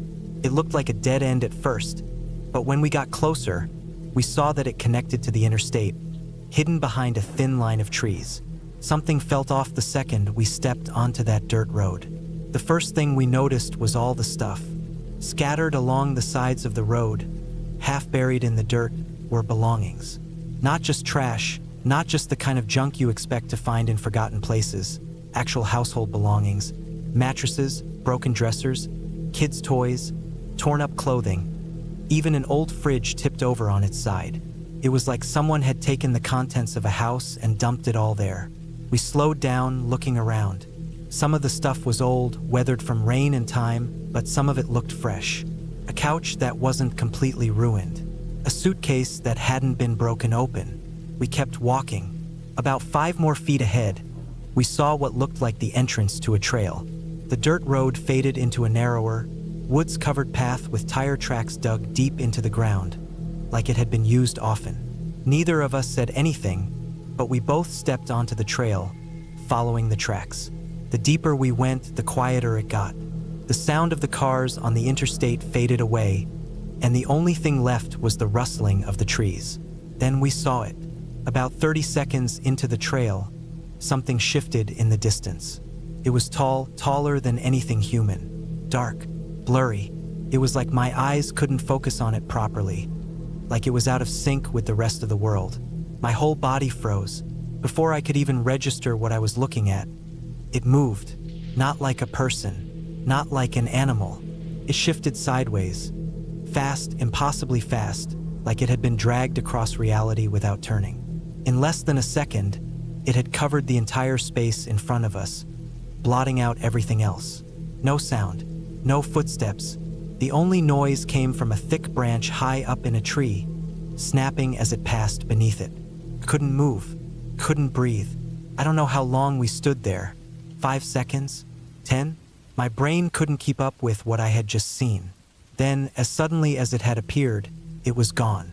Eric grabbed my arm and we turned back the way we came, walking fast, then running. The second we hit the open dirt road, we sprinted, not stopping until we reached the streetlights of our neighborhood. We never talked about it.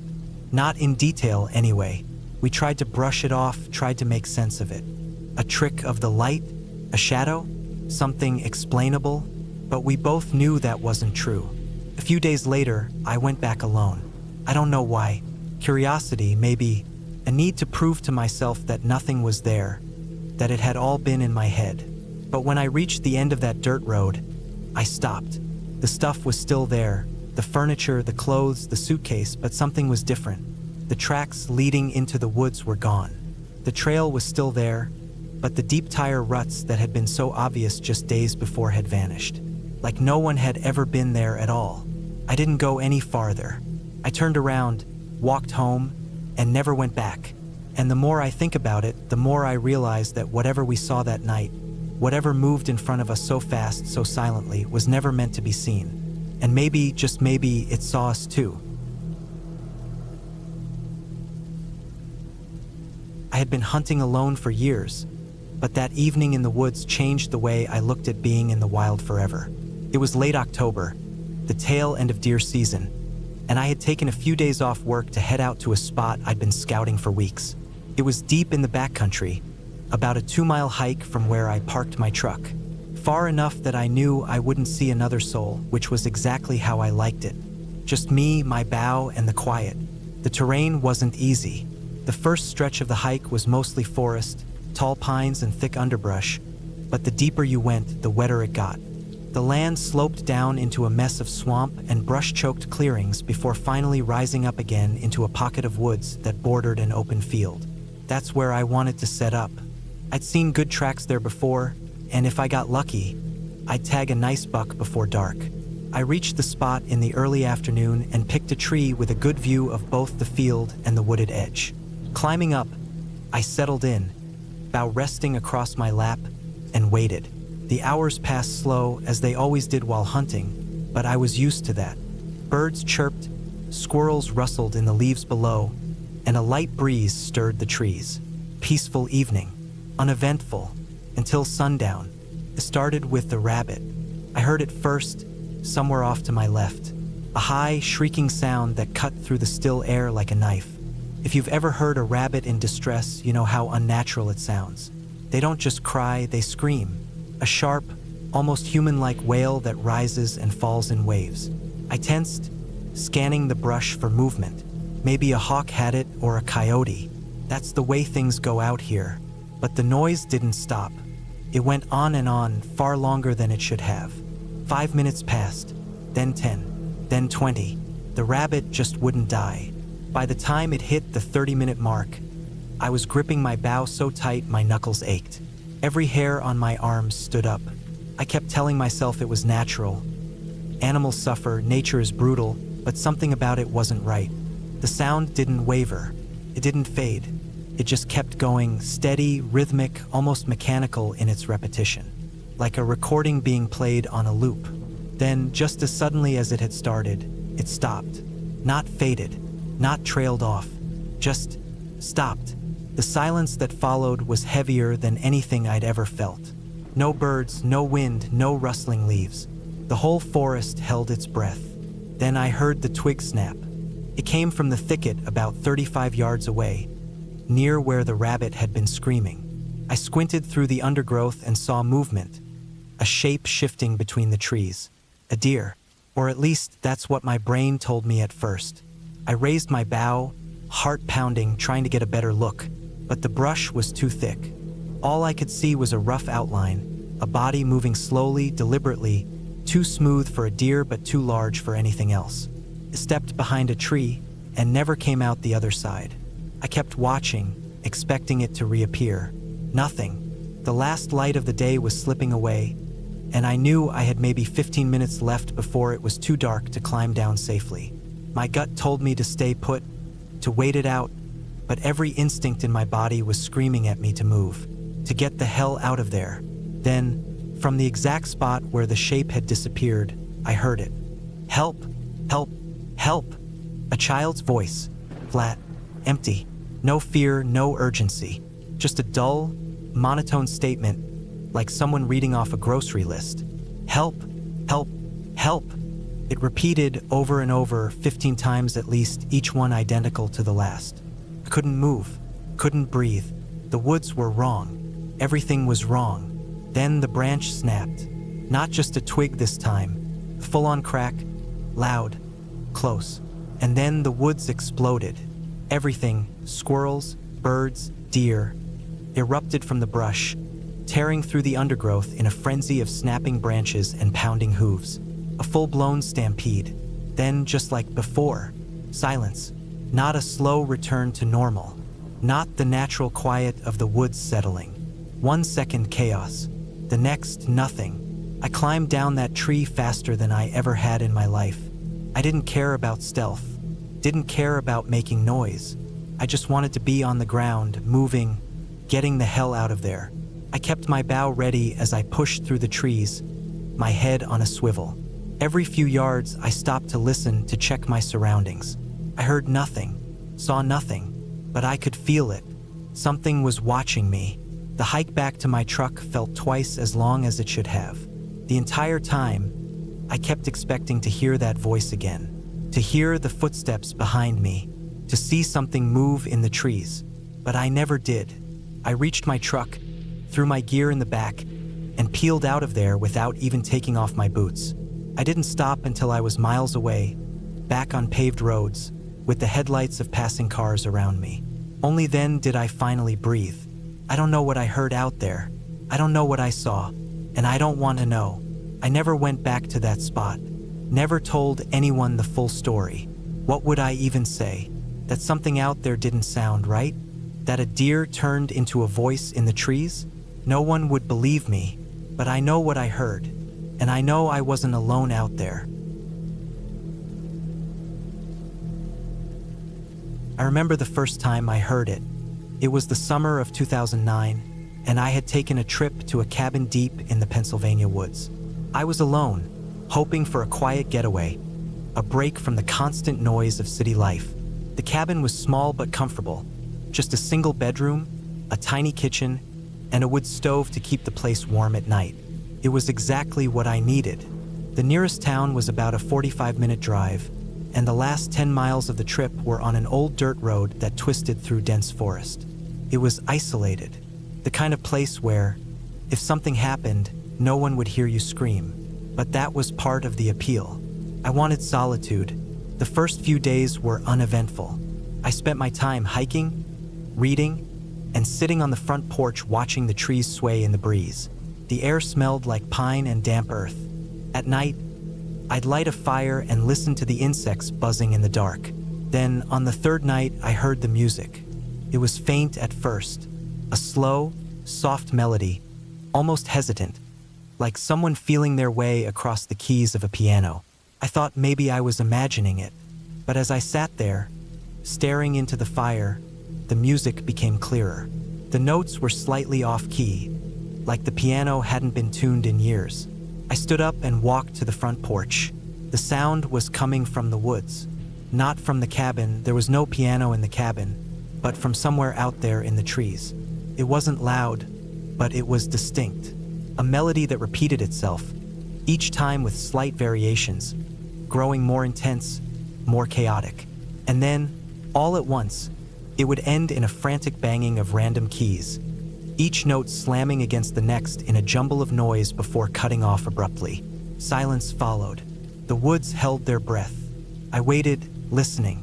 Minutes passed, and then, softly, the melody started again. The same strange cycle. Soft, delicate notes, building, twisting, breaking apart into chaos. Stopping. Silence. Repeating. I didn't sleep much that night. The next morning, I tried to put it out of my mind. Maybe there was an old house or another cabin hidden somewhere in the woods. Maybe someone was messing around with a busted-up piano. It was weird, sure, but it wasn't impossible. But as the day stretched on, the thought of it lingered. That evening, I set out to find the source. I took a flashlight and followed the sound. The sun had dipped low in the sky, casting long shadows through the trees. The music was already playing by the time I reached the treeline. It was always ahead of me, never getting closer, never fading into the distance, just there. Somewhere just around the next bend, beyond the next set of trees.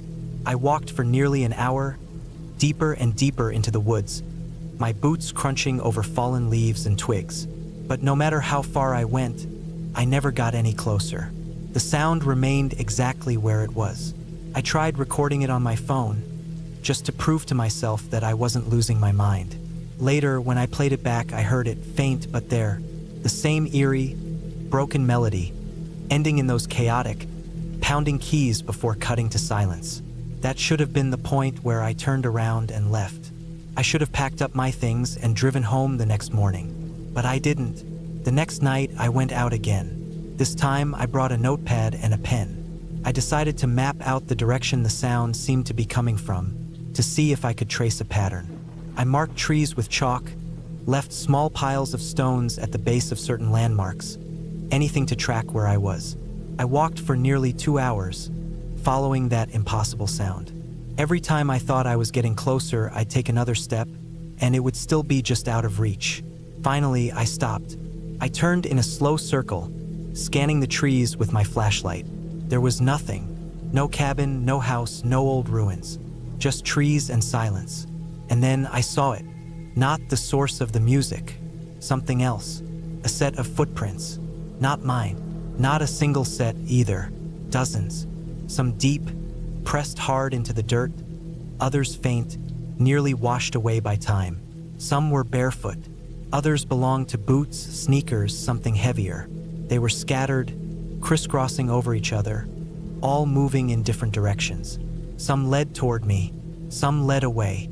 I stood frozen, my heart pounding. The music played on, completely unchanged. And that was the moment I felt it. Not fear, not yet, just a deep, unsettling realization. This had happened before. I wasn't the first person to follow the sound. I turned and left. I didn't run. I walked, fast but steady, retracing my steps, following the marks I had made, moving quickly back toward my cabin. The music never faded. It was still ahead of me, somewhere out there, as if I had never left its starting point. I locked the cabin door that night. I shut the windows. I sat with my back against the wall, flashlight in hand, waiting, listening. The music played on. At some point, exhaustion won. I must have dozed off because the next thing I remember was waking up to silence. Morning light streamed through the windows. The woods were still. The music was gone. I left that morning. I didn't bother unpacking. I threw my bag into the truck and drove until I hit the main road. I didn't stop until I was 2 towns over. Later, I checked the recording on my phone again. The sound was still there. That eerie, untuned piano playing in endless loops. But when I uploaded the file to my laptop, something strange happened. The waveform looked normal at first. And then, as I scrolled through, I saw gaps. Blank spaces. Not moments of silence, just nothing. As if parts of the recording had been erased. And in the very last second of the file, just before the final abrupt cutoff, there was something else. Not piano. Breathing. Close. Right up against the microphone. I deleted the file. I never went back to that cabin. I never tried to find those woods again. And if you ever hear the sound of a distant piano in the forest, playing a song that doesn't quite sound right, don't follow it. Just turn around and leave. I was hiking on my grandfather's land with my dog, Boone, like I did every afternoon. The property stretched for miles, mostly thick woods with old hunting trails crisscrossing through it. I had grown up wandering these paths, knew them like the back of my hand. There wasn't much that could surprise me out here. The afternoon was warm, the air thick with the smell of damp earth and pine. I had been out for about an hour when I decided to stop at one of my usual spots, a fallen oak tree at the edge of a small clearing. It was a good place to rest, drink some water, and sketch in my notebook. Boone lay beside me, panting, his ears flicking every so often at the distant rustling of squirrels or birds. I had been there for close to 3 hours, completely lost in my drawing, when Boone started acting up. First, just a low whimper, barely audible. Then a sharp whine. I looked up from my sketchbook, thinking maybe he'd spotted a deer, but he wasn't looking toward the trees. He was staring at the ground, shifting his weight uneasily, his tail tucked between his legs. I pulled out my earbuds, expecting to hear a coyote or some rustling in the bushes, but everything was silent. Too silent. No birds, no wind through the trees. Just Boone's nervous breathing. Then I heard it. Faint. So faint I thought it might have been in my head at first. A thin, tinny melody, barely distinguishable. I strained to listen, trying to place the sound. It was music. Not the kind you'd expect deep in the woods. No country song drifting from a distant truck radio. No fiddle tune from an old-timer's porch. It was mechanical, artificial, like an old ice cream truck playing a warped, broken tune. The notes were uneven, off-kilter, like they were struggling to come through a dying speaker. The melody was strange, but something about the last third of it was familiar. The final few notes sounded exactly like and the flag was still there, part of the national anthem. Then silence, a pause, a beat or two of emptiness before the music looped again. The whole thing lasted no more than 12 seconds. I sat frozen, my mind scrambling for an explanation. There were no roads near here, no houses, no buildings, just trees stretching for miles in every direction. Boone was shaking now, his body pressed close to my leg. He let out a sharp, anxious bark. That was enough for me. I stuffed my sketchbook into my bag and started walking. The music kept playing.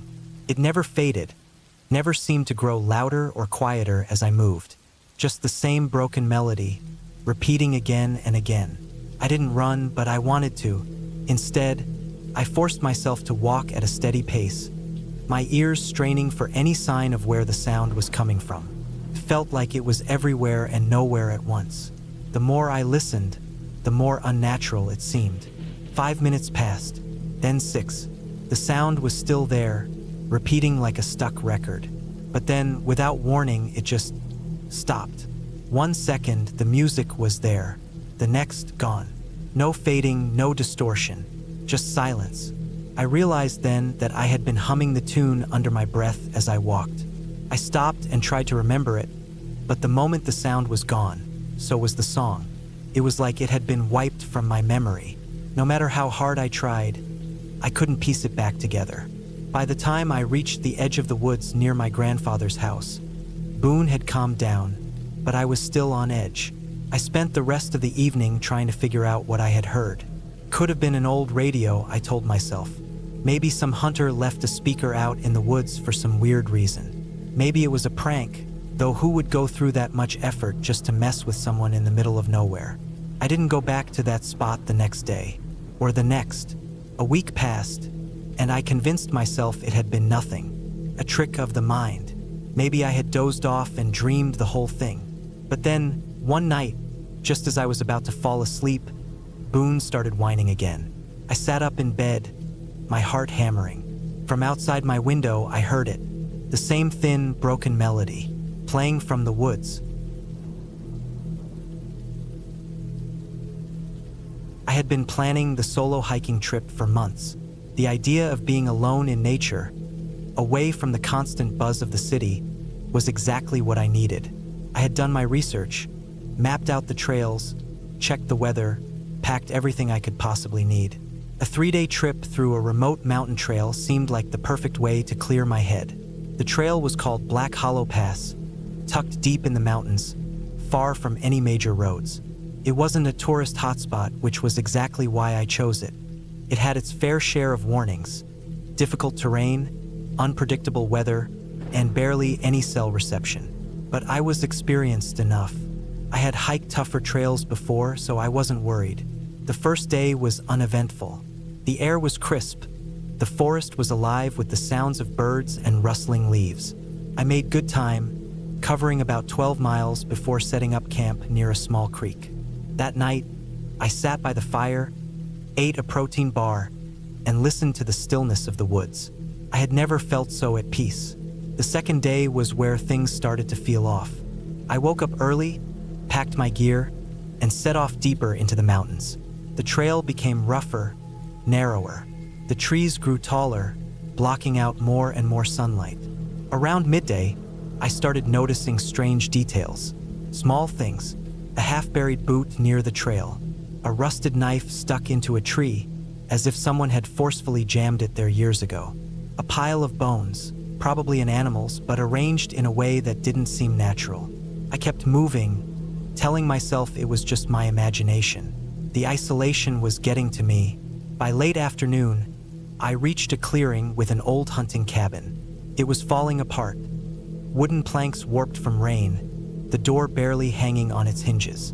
I was exhausted, and my legs ached from the climb, so I decided to take a short break. I didn't go inside, but I sat on a log nearby, drinking water and catching my breath. That's when I noticed something in the dirt near the cabin. Footprints, fresh ones. They weren't mine. They were bigger, heavier, pressed deep into the mud. And they led away from the cabin, disappearing into the woods. A feeling of unease crept up my spine.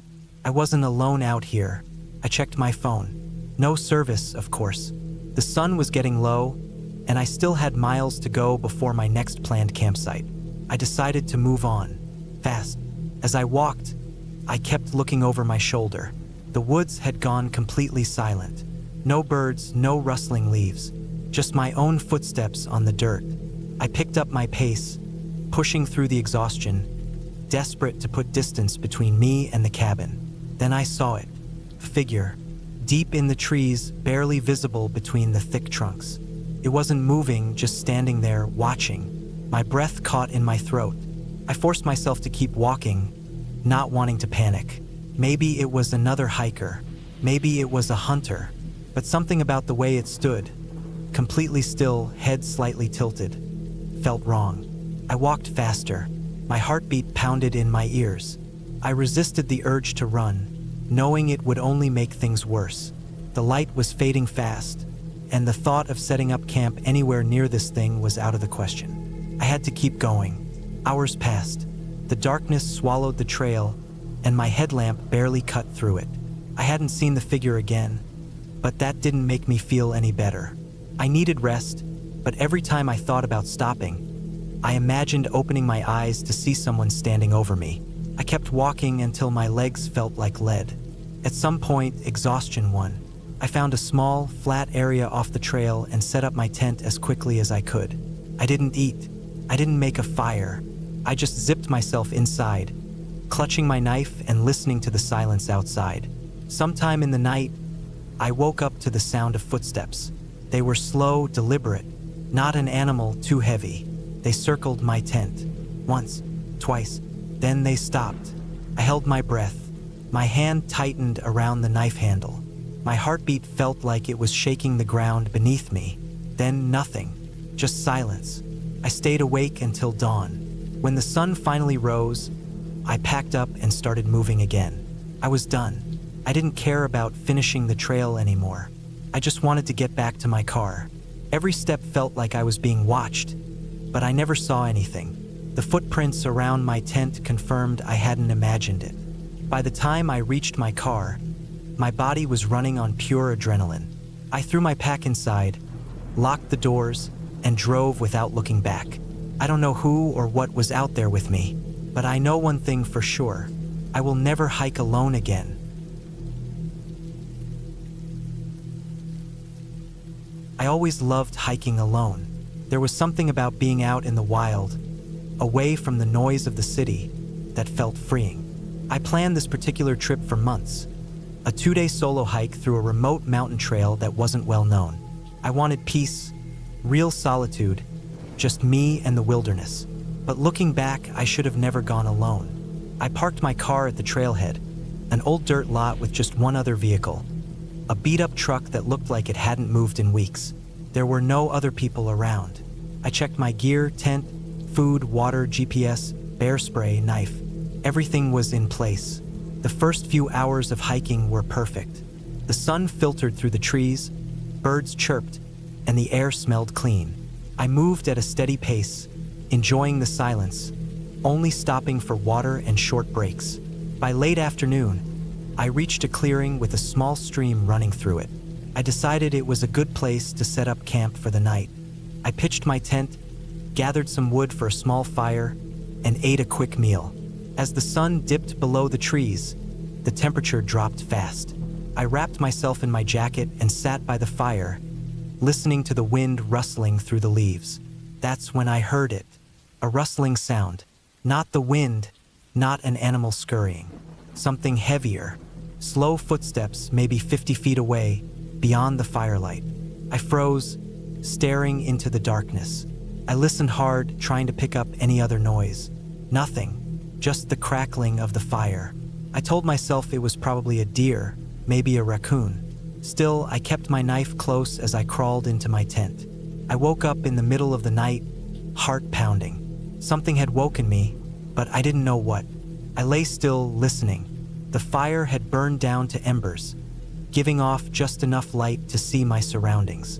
Then I heard it again. Footsteps, slow, deliberate, just outside my tent.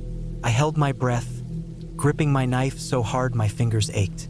The steps stopped right next to my tent. I could hear breathing, low and steady, like someone trying to stay quiet. My mind raced. A bear? No, a bear wouldn't be this quiet. Person? But why? Who else would be out here? Minutes passed, maybe longer. I stayed frozen, barely daring to breathe. Then, without warning, the footsteps moved away.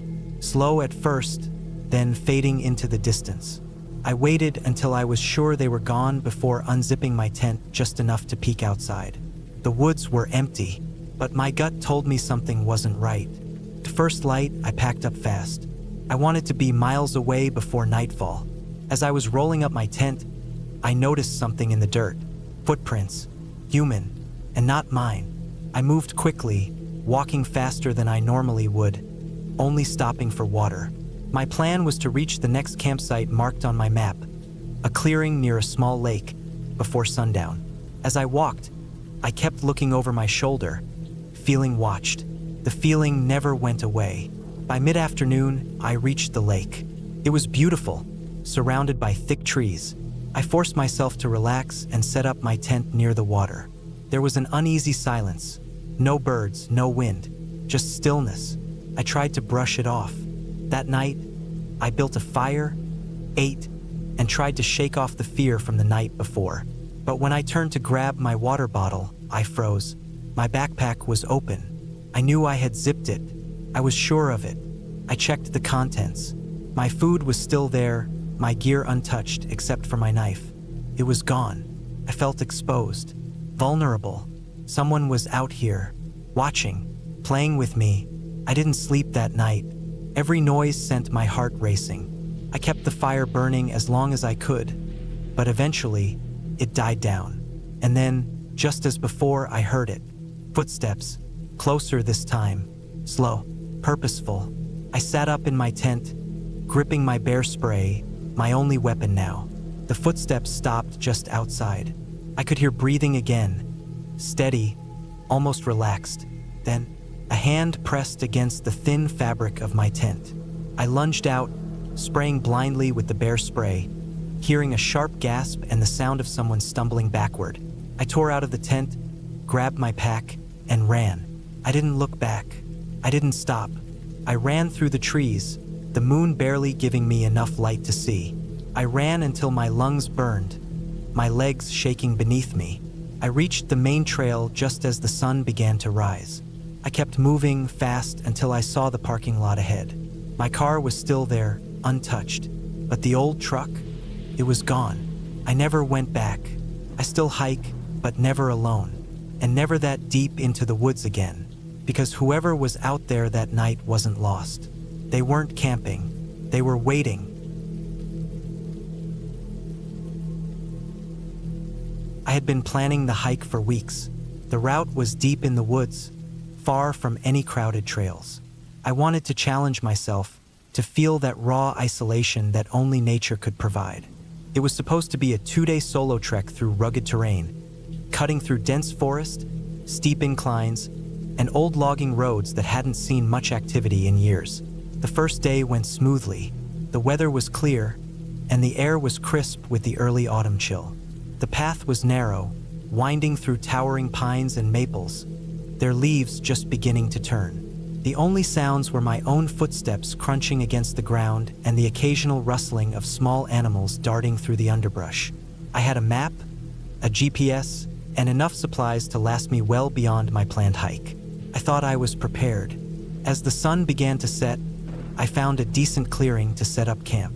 It was a flat patch of earth surrounded by thick trees, with just enough space to build a small fire. I pitched my tent, made a quick meal, and settled in for the night. I woke up sometime after midnight. At first, I wasn't sure what had disturbed me. The fire had burned down to embers, casting only the faintest glow around my campsite. Then I heard it, a distant sound, rhythmic and deliberate, like footsteps moving through the forest. At first, I thought it might be a deer or some other animal, but the sound wasn't erratic like an animal's movement. It was steady, human. My breath caught in my throat as I listened. The steps would move for a while, then stop. Silence. Then, after what felt like minutes, they would start again. I reached for my flashlight and unzipped the tent as quietly as possible. I shone the beam out into the woods. Nothing. The trees stood still, their trunks like black pillars against the darkness. I stayed like that for what felt like an eternity, barely breathing. Eventually, the sounds faded. I told myself it was probably just my mind playing tricks on me. I tried to sleep, but every little noise sent my heart racing. Morning came, and the fear from the night before felt ridiculous. I laughed at myself as I packed up my gear. Still, I couldn't shake the unease that lingered. As I continued my hike, I found something strange. A boot print, not mine. It was pressed deep into the damp earth near the trail I was following. The tread was different from my hiking boots. Someone else had been here recently. I looked around, scanning the area for any sign of movement. Nothing. I told myself it was just another hiker, but the thought nagged at me. I had chosen this trail because it was remote. I hadn't seen a single person since I started. Pushing the thought aside, I hiked on. The terrain grew more challenging, the trail barely visible in some places. By late afternoon, I found another spot to set up camp. It was in a small valley, surrounded by trees so thick they blocked most of the fading sunlight. I built another fire, ate a quick meal, and tried to relax. But as darkness crept in, so did the unease. That night, the footsteps came back. This time, they were closer. I sat up, clutching my knife. My tent felt impossibly thin, offering no real protection. The steps moved around my campsite, slow and methodical. Then they stopped, right outside my tent. I held my breath, my pulse hammering in my ears. The fabric of the tent barely moved, but I could feel something or someone just beyond it. I couldn't stay there. Gripping my knife tighter, I took a deep breath and unzipped the tent in one quick motion, flashlight in hand. The beam cut through the darkness, but nothing was there. No movement, no sounds, just the endless trees and the heavy silence pressing down on me. I scanned the area, my flashlight shaking slightly in my grip. That's when I saw them. Deep in the woods, just at the edge of my light's reach, two figures stood motionless. They didn't move. They didn't speak. They just stood there watching. My stomach dropped. I had no plan, no idea what to do. Running wasn't an option. My best bet was to stay put and hope they left. But they didn't. They just stood there. I stayed awake the entire night, gripping my knife, heart pounding. As the first hints of dawn broke through the trees, the figures were gone.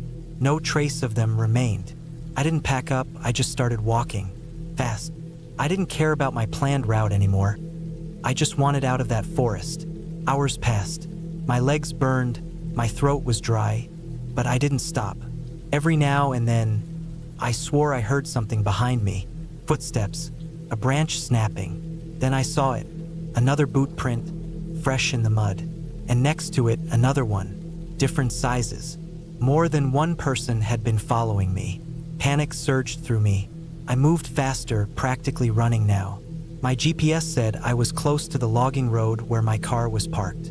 Then, up ahead, something was lying in the middle of the trail. A backpack. I recognized it. It was mine. I had never dropped it. I had it on me the entire time. Cold terror flooded my body. That meant one thing. They had been inside my tent.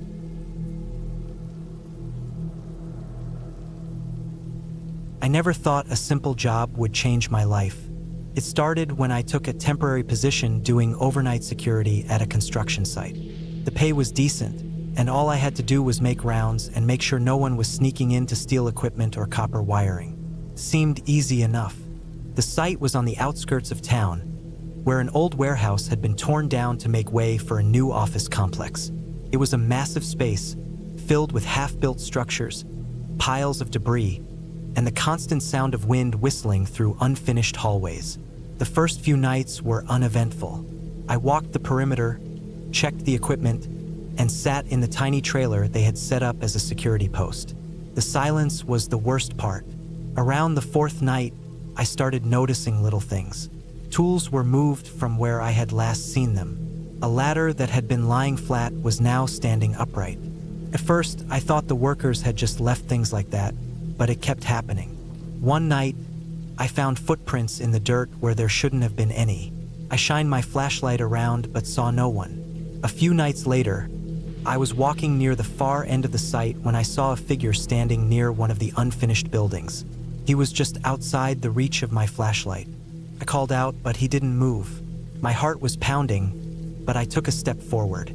The wind picked up, making the loose plastic coverings on the scaffolding whip around. I shined my light again, and he was gone.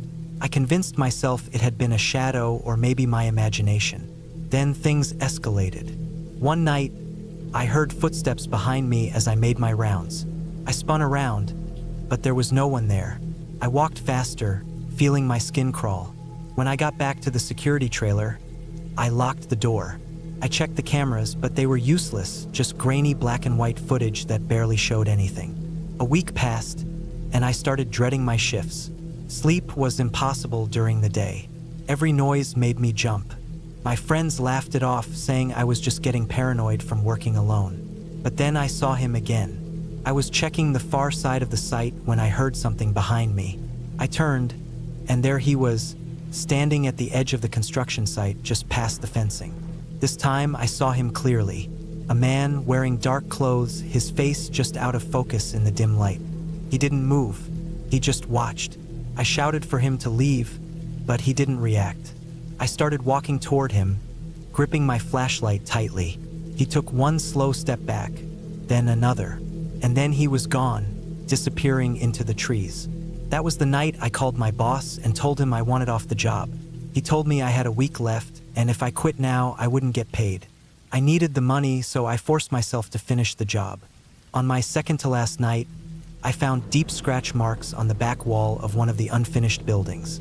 Long, jagged lines carved into the wood.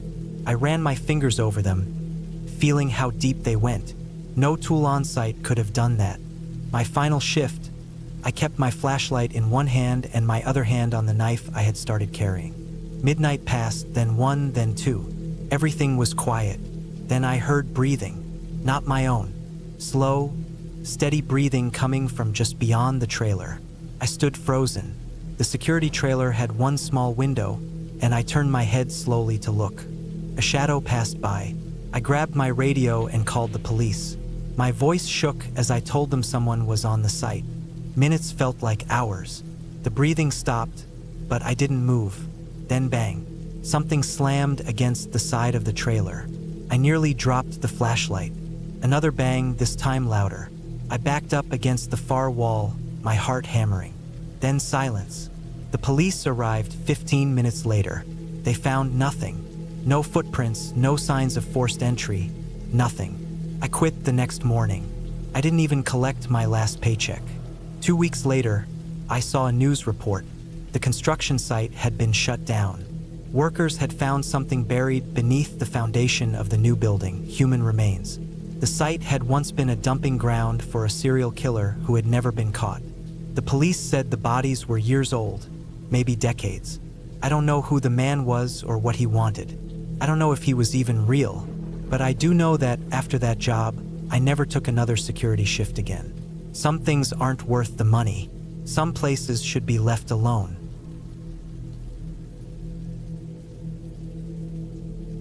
I never thought a simple hiking trip would change my life forever. I had always loved the quiet of the woods, the way the trees stretched high into the sky and the wind whispered through the branches. It was supposed to be a solo trip, just me, my backpack, and a few days away from everything. I had planned it carefully, choosing a remote trail in the northern wilderness, where few people ventured.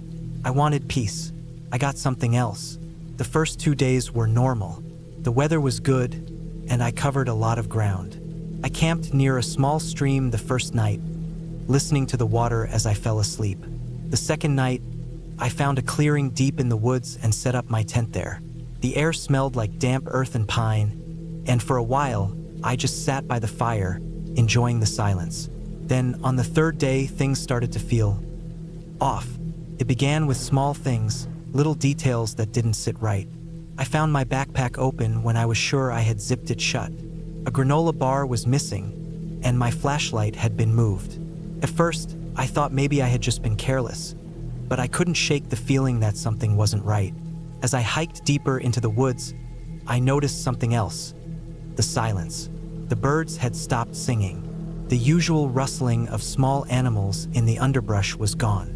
It was as if the entire forest was holding its breath. The air felt heavy, thick with something I couldn't name. That night, I set up camp in a new clearing, but I couldn't relax. I kept looking over my shoulder, listening for something that wasn't there. Or maybe it was. I barely slept, waking up every hour to the sound of twigs snapping somewhere in the darkness. But when I shined my flashlight outside, there was nothing, just trees and shadows. The next morning, I found footprints near my tent. Not mine. They were fresh, pressed deep into the dirt. Barefoot. Human. My stomach turned. Someone had been watching me. I packed up fast and moved, hiking harder than before, trying to put distance between myself and whoever was out there. But the feeling didn't leave. I felt exposed, like eyes were on me, tracking me through the trees. I kept checking behind me, expecting to see someone step out of the shadows. But there was nothing. By late afternoon, I was exhausted. I hadn't eaten much, my nerves making it impossible to keep food down. I decided to set up camp early, choosing a spot near a fallen tree. I needed rest. That night, the sounds came back, but they weren't just twigs snapping. I heard breathing, close. I held my breath, every muscle in my body tense. My flashlight was within reach, but I was too afraid to move. The breathing was low, steady, right outside my tent. Then, a slow, deliberate drag of fingers across the fabric. I grabbed my knife. I had no plan, no idea what to do, just a raw instinct to survive. But just as I was about to throw open the tent and lunge, the sounds stopped. Silence again, the kind that made my skin crawl. I didn't sleep. I sat there, knife in my hand, waiting. The sun couldn't rise fast enough. When it did, I wasted no time. I packed up and started moving before the morning mist had even lifted. My goal was clear: get out. The problem was, I wasn't sure I was alone anymore. As I hiked, I caught glimpses of something in the trees, a figure barely visible between the trunks, moving when I moved, stopping when I stopped, quickened my pace, heart hammering in my chest. I knew now I was being followed. By midday, I found something that made my blood turn to ice. My own boot prints from the day before. I had been walking in circles. My map, my compass, useless. No matter which way I went, I kept ending up back in the same spot. Panic set in. My breathing was fast, too fast. My vision blurred at the edges. I forced myself to calm down, to think. I needed to keep moving, to find a way out. But my body was betraying me, my legs heavy with exhaustion. Then I saw it. Person, standing just at the edge of the trees. No clothes, their skin pale, almost gray. They didn't move, just watched. I wanted to scream, but my throat closed up. I gripped my knife tighter, stepping backward. My mind was racing, trying to make sense of what I was seeing. Then they smiled. It was wrong. Too wide, too unnatural. Like they weren't used to doing it. I turned and ran. I didn't stop. I crashed through the trees, branches whipping against my face, my arms. I didn't care. I just had to get away. The sound of footsteps followed, matching mine. Too close. Then nothing. I tripped, hitting the ground hard. I rolled, gasping for breath, my hands scraped and bloody. When I looked up, the figure was gone. Just trees. Silence. I forced myself up and kept going. Hours passed. The sun was setting again. My body was shutting down, but I refused to stop. Then, through the trees, I saw something. A road. I stumbled onto the pavement, barely able to stand. Car was coming. I waved frantically, nearly collapsing as it screeched to a stop. A man got out, rushing toward me. I must have looked insane. Filthy, shaking, bleeding, but I didn't care. I was out. I was safe. I never told him what happened. I just said I got lost. I didn't want to explain what I had seen, what had followed me. Because even now, sitting in my home, locked doors and bright lights all around me, I still feel it, like I never really left. It started with the road, a narrow stretch of cracked asphalt winding through empty fields, cutting between lifeless trees with skeletal branches reaching toward the sky. I was driving alone, the car's headlights carving out a weak glow in the surrounding darkness. The GPS had lost signal miles back, and my phone had only a sliver of battery left. I wasn't sure where I had taken a wrong turn, but the deeper I drove into that place, the more I realized I had made a mistake. The road wasn't supposed to be this long. I had planned a quick drive home after visiting an old friend in a town about 2 hours away. But at some point, I must have missed an exit or a turn, because I hadn't seen another car or a single sign in what felt like forever. The longer I drove, the more I noticed how utterly silent everything was.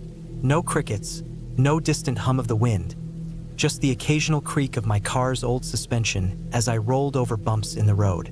The gas gauge was dropping lower, and I had no idea where the next station would be. Then I saw something ahead. A car was parked on the side of the road, its hazard lights flashing weakly. It was an older sedan, dark-colored, maybe black or dark blue. The front driver's side door was open, but no one was inside. I slowed as I passed, glancing at the interior. Nothing looked disturbed. The engine wasn't running.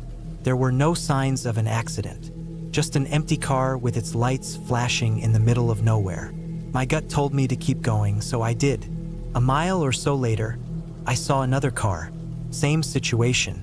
Parked on the shoulder, hazards blinking, front door wide open. It wasn't the same car, though. This one was a different make and model, a light-colored SUV. But just like the first one, it was empty. The hairs on my arms stood up. I drove faster. The road stretched ahead, endless and unchanging. No turns, no intersections, no signs. Just a straight line cutting through the dark. I kept my eyes on the gas gauge. Less than a quarter tank left. I had to find a gas station soon. I had to find something soon. Another mile. Another car. This one was closer to the middle of the road, angled as if the driver had stopped suddenly and gotten out in a hurry. The driver's side door was open, swinging slightly in the night breeze. No movement around it, just the same eerie stillness. My foot pressed heavier on the gas pedal. I wasn't stopping. I checked my phone again. The battery was nearly dead, and there was still no service. I tried to open the map, but the screen just loaded endlessly. No signal, no connection, nothing. Then I saw movement. Up ahead, at the edges of my headlights, something shifted. Not an animal, person. Someone standing in the middle of the road, facing away from me. I swerved, gripping the wheel tight, barely managing to avoid them. My heart pounded so hard I could hear it. My headlights caught the figure for just a moment. A man standing stiff and still, wearing a dark jacket and jeans, his hands hanging limply at his sides. He didn't react. He didn't turn or flinch or even move as I sped past him. I didn't look back. The road stretched on, empty again. My breathing was shallow, my pulse racing. I tried to tell myself I had imagined it. Maybe I was too tired. Maybe the stress of being lost was messing with my head. But I knew what I had seen. And then I saw something worse. More people. They were standing on the sides of the road, spaced apart in an unnatural way. Some faced me, some faced away. Their postures were rigid, their arms hanging loose. They didn't move as I passed. Their faces were blank, their eyes hollow. I pressed the gas pedal down harder, my hands gripping the wheel so tightly my knuckles turned white. The road wouldn't end. My gas gauge was nearing empty. My phone was dead. I had no idea how far I had gone or where I even was. The sky above was empty, no moon, no stars.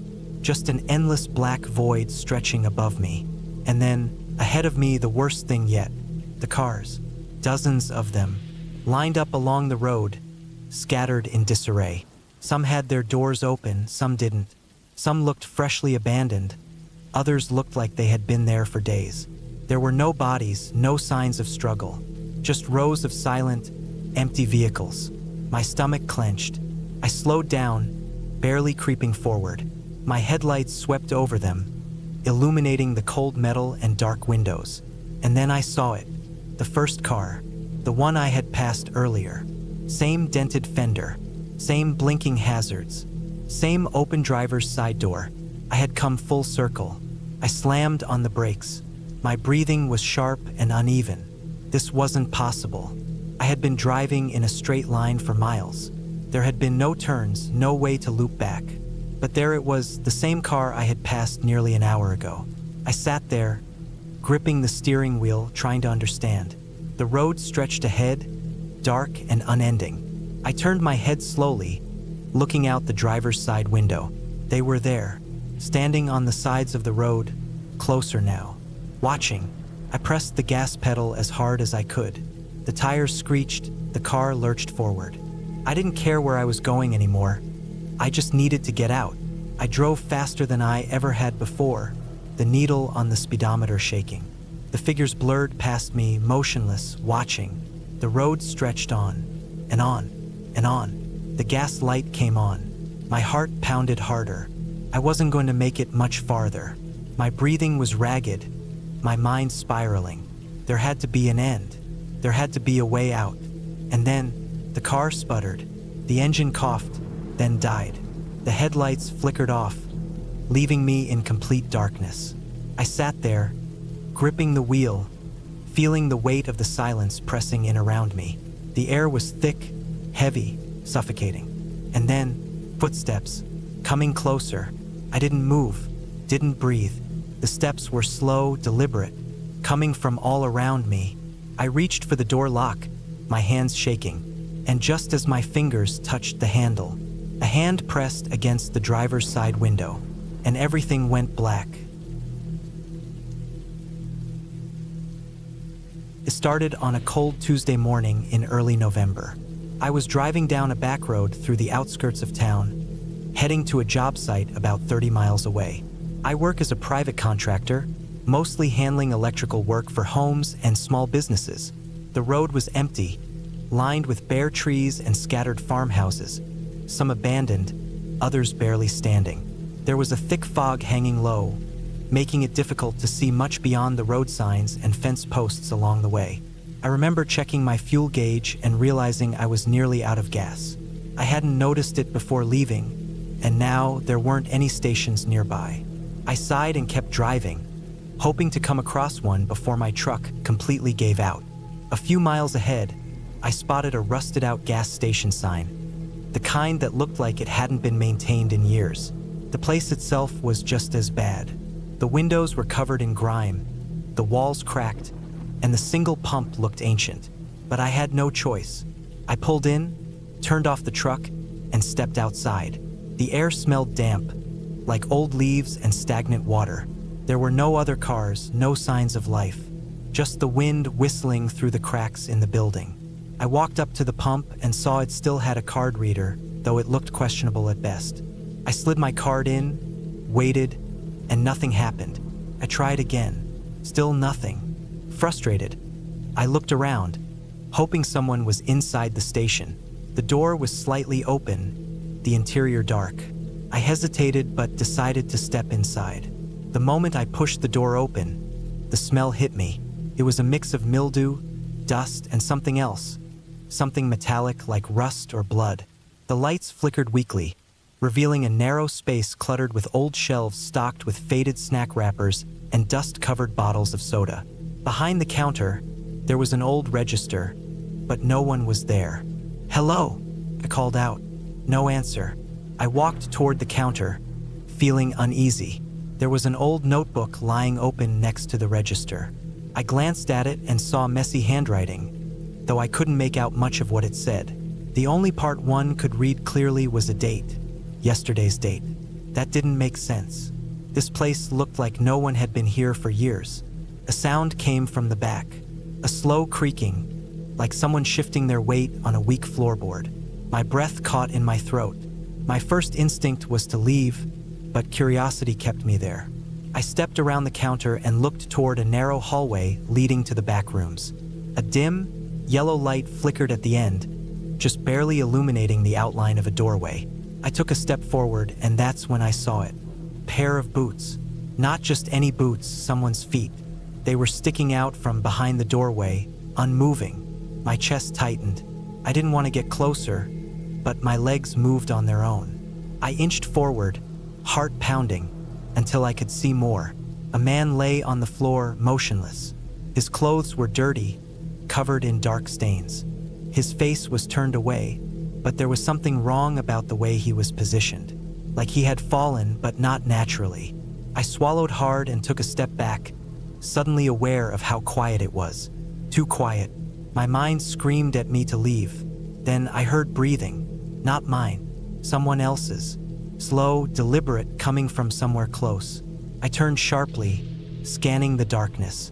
I couldn't see anything, but I felt it. Someone was there, watching. The hair on my arms stood up. My fingers twitched, wanting to reach for something, anything, to defend myself. But I was unarmed, completely exposed. I forced myself to move, stepping backwards slowly toward the entrance. The breathing didn't stop. It didn't get closer, but it didn't go away either. It just lingered in the air, steady, controlled. I turned and walked fast, my boots echoing against the linoleum floor. I made it outside and slammed the truck door shut, locking it. My hands were shaking as I turned the key in the ignition. The engine sputtered but didn't start. "Come on! Come on!" I muttered, trying again. The third time, the truck roared to life, and I threw it into reverse. As I backed away, I looked toward the gas station one last time. The door I had left open was now closed, and in the window there was a shape, a figure standing there, watching me. I didn't stop to think. I hit the gas and drove off, not caring how much fuel I had left. My heart didn't stop racing until I was miles away. The station nothing but a memory in my rearview mirror. I never went back. I don't know what I saw that day, and I don't want to know. But I've had nightmares ever since. And in every one, I hear that breathing. Steady, controlled. Always just close enough to remind me it never really left. I never thought much about missing person cases. They were just headlines, pictures of strangers, lost faces on telephone poles and milk cartons. But when my brother vanished, I realized how little I understood. It happened on a cold October night. Adam had always been a quiet kid, more comfortable in his own world than in ours. He liked hiking alone, exploring places no one else bothered with.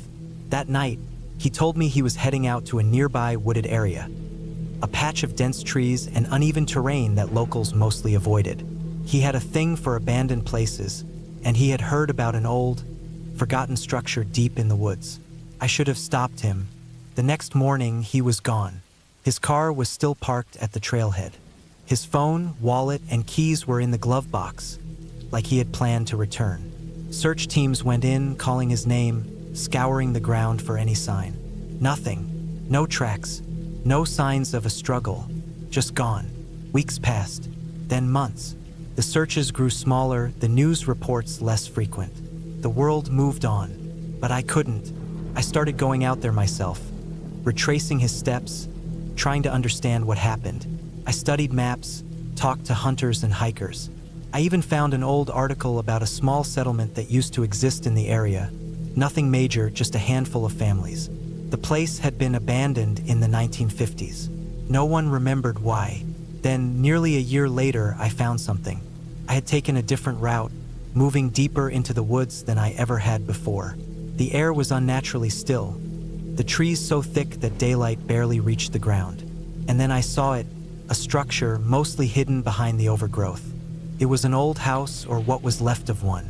The wood was rotting, the windows shattered. The front door was missing, the darkness inside swallowing everything. My chest tightened. Adam had been looking for something like this. I stepped inside. The floor creaked under my weight. The air was thick with decay, like wet wood and something else, something rancid. The living room was stripped bare, except for an old, broken chair in the corner. The wallpaper peeled in long strips, exposing the wood beneath. There were deep scratches on the walls, not like animal scratches, too deliberate, too jagged. I moved carefully through the house, checking each room. Empty, dusty. But then I saw the basement door. It was slightly open. The stairs looked weak, half collapsed, but I had come too far to turn back. I went down, stepping carefully, feeling the wood shift under me. The basement was colder than it should have been. It smelled worse down there, the stink of something old and rotten. My flashlight flickered. The walls were stone, damp and uneven. And then I saw them, claw marks, deep ones covering the walls and floor. My breath caught. I looked closer. They weren't random. They formed words, jagged letters carved into the stone. Don't let them in. My stomach dropped. My brain fought to make sense of it. I turned to leave, but then I saw something else. In the corner, half buried under dirt and debris, was a shoe, a hiking boot. I recognized it immediately. Adam's boot. My pulse pounded in my ears. I picked it up, my fingers shaking. The leather was torn, the laces frayed. And then I saw more bones. Small ones, scattered in the dirt. Some looked human, others didn't. I ran. I didn't stop until I reached my car. My hands were shaking too badly to get the keys in the ignition at first. When I finally did, I drove faster than I ever had before, my eyes darting to the rearview mirror, half expecting to see something, someone chasing me. I told the police. They searched the place. They found the boot, the bones, but nothing else. No signs of Adam. No proof of what happened to him. Just a rotting house and a warning carved into the walls. The case remained open, but no new leads came. People told me to let it go, to move on. But I couldn't. I kept digging, looking for records, stories, anything that might explain what I found. Then I came across something buried in an old newspaper archive. A report from 1953. A man had gone missing in the same area. His wife swore he had been taken. She claimed there was something in those woods, something that didn't let people go. She had written letters begging the authorities to do something. No one listened. Her name was Margaret Holloway. The last line of her final letter sent a chill down my spine. Once you see them, they see you. I haven't been back to those woods since. I never thought a simple road trip could turn into something that would haunt me for the rest of my life. It was supposed to be a short drive, 5 hours at most. I had made the trip plenty of times before, a straight shot through long stretches of empty roads with nothing but flat fields and the occasional rest stop along the way. I left early in the morning, wanting to make good time. The sun was barely up, casting a soft orange glow over the horizon. The air was cool, and the roads were empty. Perfect driving conditions. I had my coffee, my playlist, and the open road. Nothing felt off, nothing seemed strange. The first couple of hours passed uneventfully. I passed the usual landmarks: a rundown gas station, a small diner that always had its open sign flickering, and miles of nothing but farmland. I made good time, barely stopping except for a quick break to stretch my legs. Around the 3-hour mark, things started to feel different. I can't explain it exactly, but the road felt longer, like it was stretching in a way it hadn't before. The usual markers that I expected to pass, the small church on the side of the road, the weirdly bent street sign, never appeared. I told myself I must have been distracted and missed them, but the further I drove, the more uneasy I felt. I checked my GPS, but the map was frozen. The little arrow that represented my car wasn't moving, even though I was still driving. I closed the app and reopened it. Nothing. No signal, no connection. That was weird, but not impossible. These rural roads didn't always have the best service. I had driven through dead zones before. I kept driving, assuming I'd regain signal soon, but an hour passed, and still nothing. I glanced at my fuel gauge. I had a little over a quarter tank left. Not ideal, but enough to get me somewhere with gas. But where was I? The road looked the same as it had for the past hour, straight, endless, empty. The occasional abandoned barn or rusted-out car sat in the fields. But no towns, no gas stations, no signs of life. I hadn't seen another car in what felt like forever. My hands tightened on the steering wheel. Something was wrong. I checked the time. My phone showed the same minute I had last looked at it, like time had stopped. That made no sense. I turned on the radio, trying to get some local station, some sign of civilization. Static. I flipped through channels, but nothing came through. I switched back to my playlist, but even that wouldn't play. My phone just kept buffering, like it was struggling to connect to something that didn't exist. I pulled over. I needed a second to think. My heart was pounding, but I told myself I was just overreacting. Maybe I had taken a wrong turn without realizing it. Maybe I was just tired and missed a highway sign. I took a few deep breaths, then got out of the car to stretch. The silence outside was overwhelming. No wind, no birds, no rustling trees, just stillness. I had never experienced silence like that before, pressed against my ears, thick and unnatural. I forced myself to shake it off. I opened my trunk, pulled out the paper map I kept for emergencies, and spread it over the hood of my car. My eyes scanned the roads, but nothing looked right. I should have passed at least 2 towns by now, but according to my map, there was nothing for miles. That wasn't possible. I was about to get back in my car when I saw something in the distance. A figure, standing right in the middle of the road ahead. My breath caught in my throat. It wasn't a person, not exactly. It had the shape of one, but something about it was wrong. Its proportions were slightly off, its posture too stiff. It stood motionless, facing me, though I couldn't make out any features. Just a dark silhouette against the endless road. A chill ran down my spine. I got back in the car, locking the doors out of instinct. My fingers fumbled to turn the ignition. The engine roared to life, and I gripped the steering wheel, debating what to do. Drive forward? Turn around? Before I could decide, the figure moved. Not walking, not running, just shifting. One moment it was standing where I first saw it, and then suddenly it was closer. Too close. My chest tightened. I slammed my foot on the gas, my tires screeching against the pavement as I took off. My hands were shaking, my breathing uneven. I refused to look in the rearview mirror. I didn't want to see if it was still there. I just drove, faster than I ever had before, desperate to find a town, a gas station, anything that would tell me I was somewhere real. Minutes passed, then an hour, then two. The road stretched endlessly ahead, unchanged. My gas light flicked on. Panic clawed at my chest. I couldn't drive forever. Eventually, I would have to stop. I would have to face whatever was happening. And then, finally, I saw it. A gas station. It sat on the side of the road, old and run down, but real. I pulled in, my tires kicking up dust as I screeched to a stop. I jumped out of the car, my hands trembling as I fumbled to open the gas cap.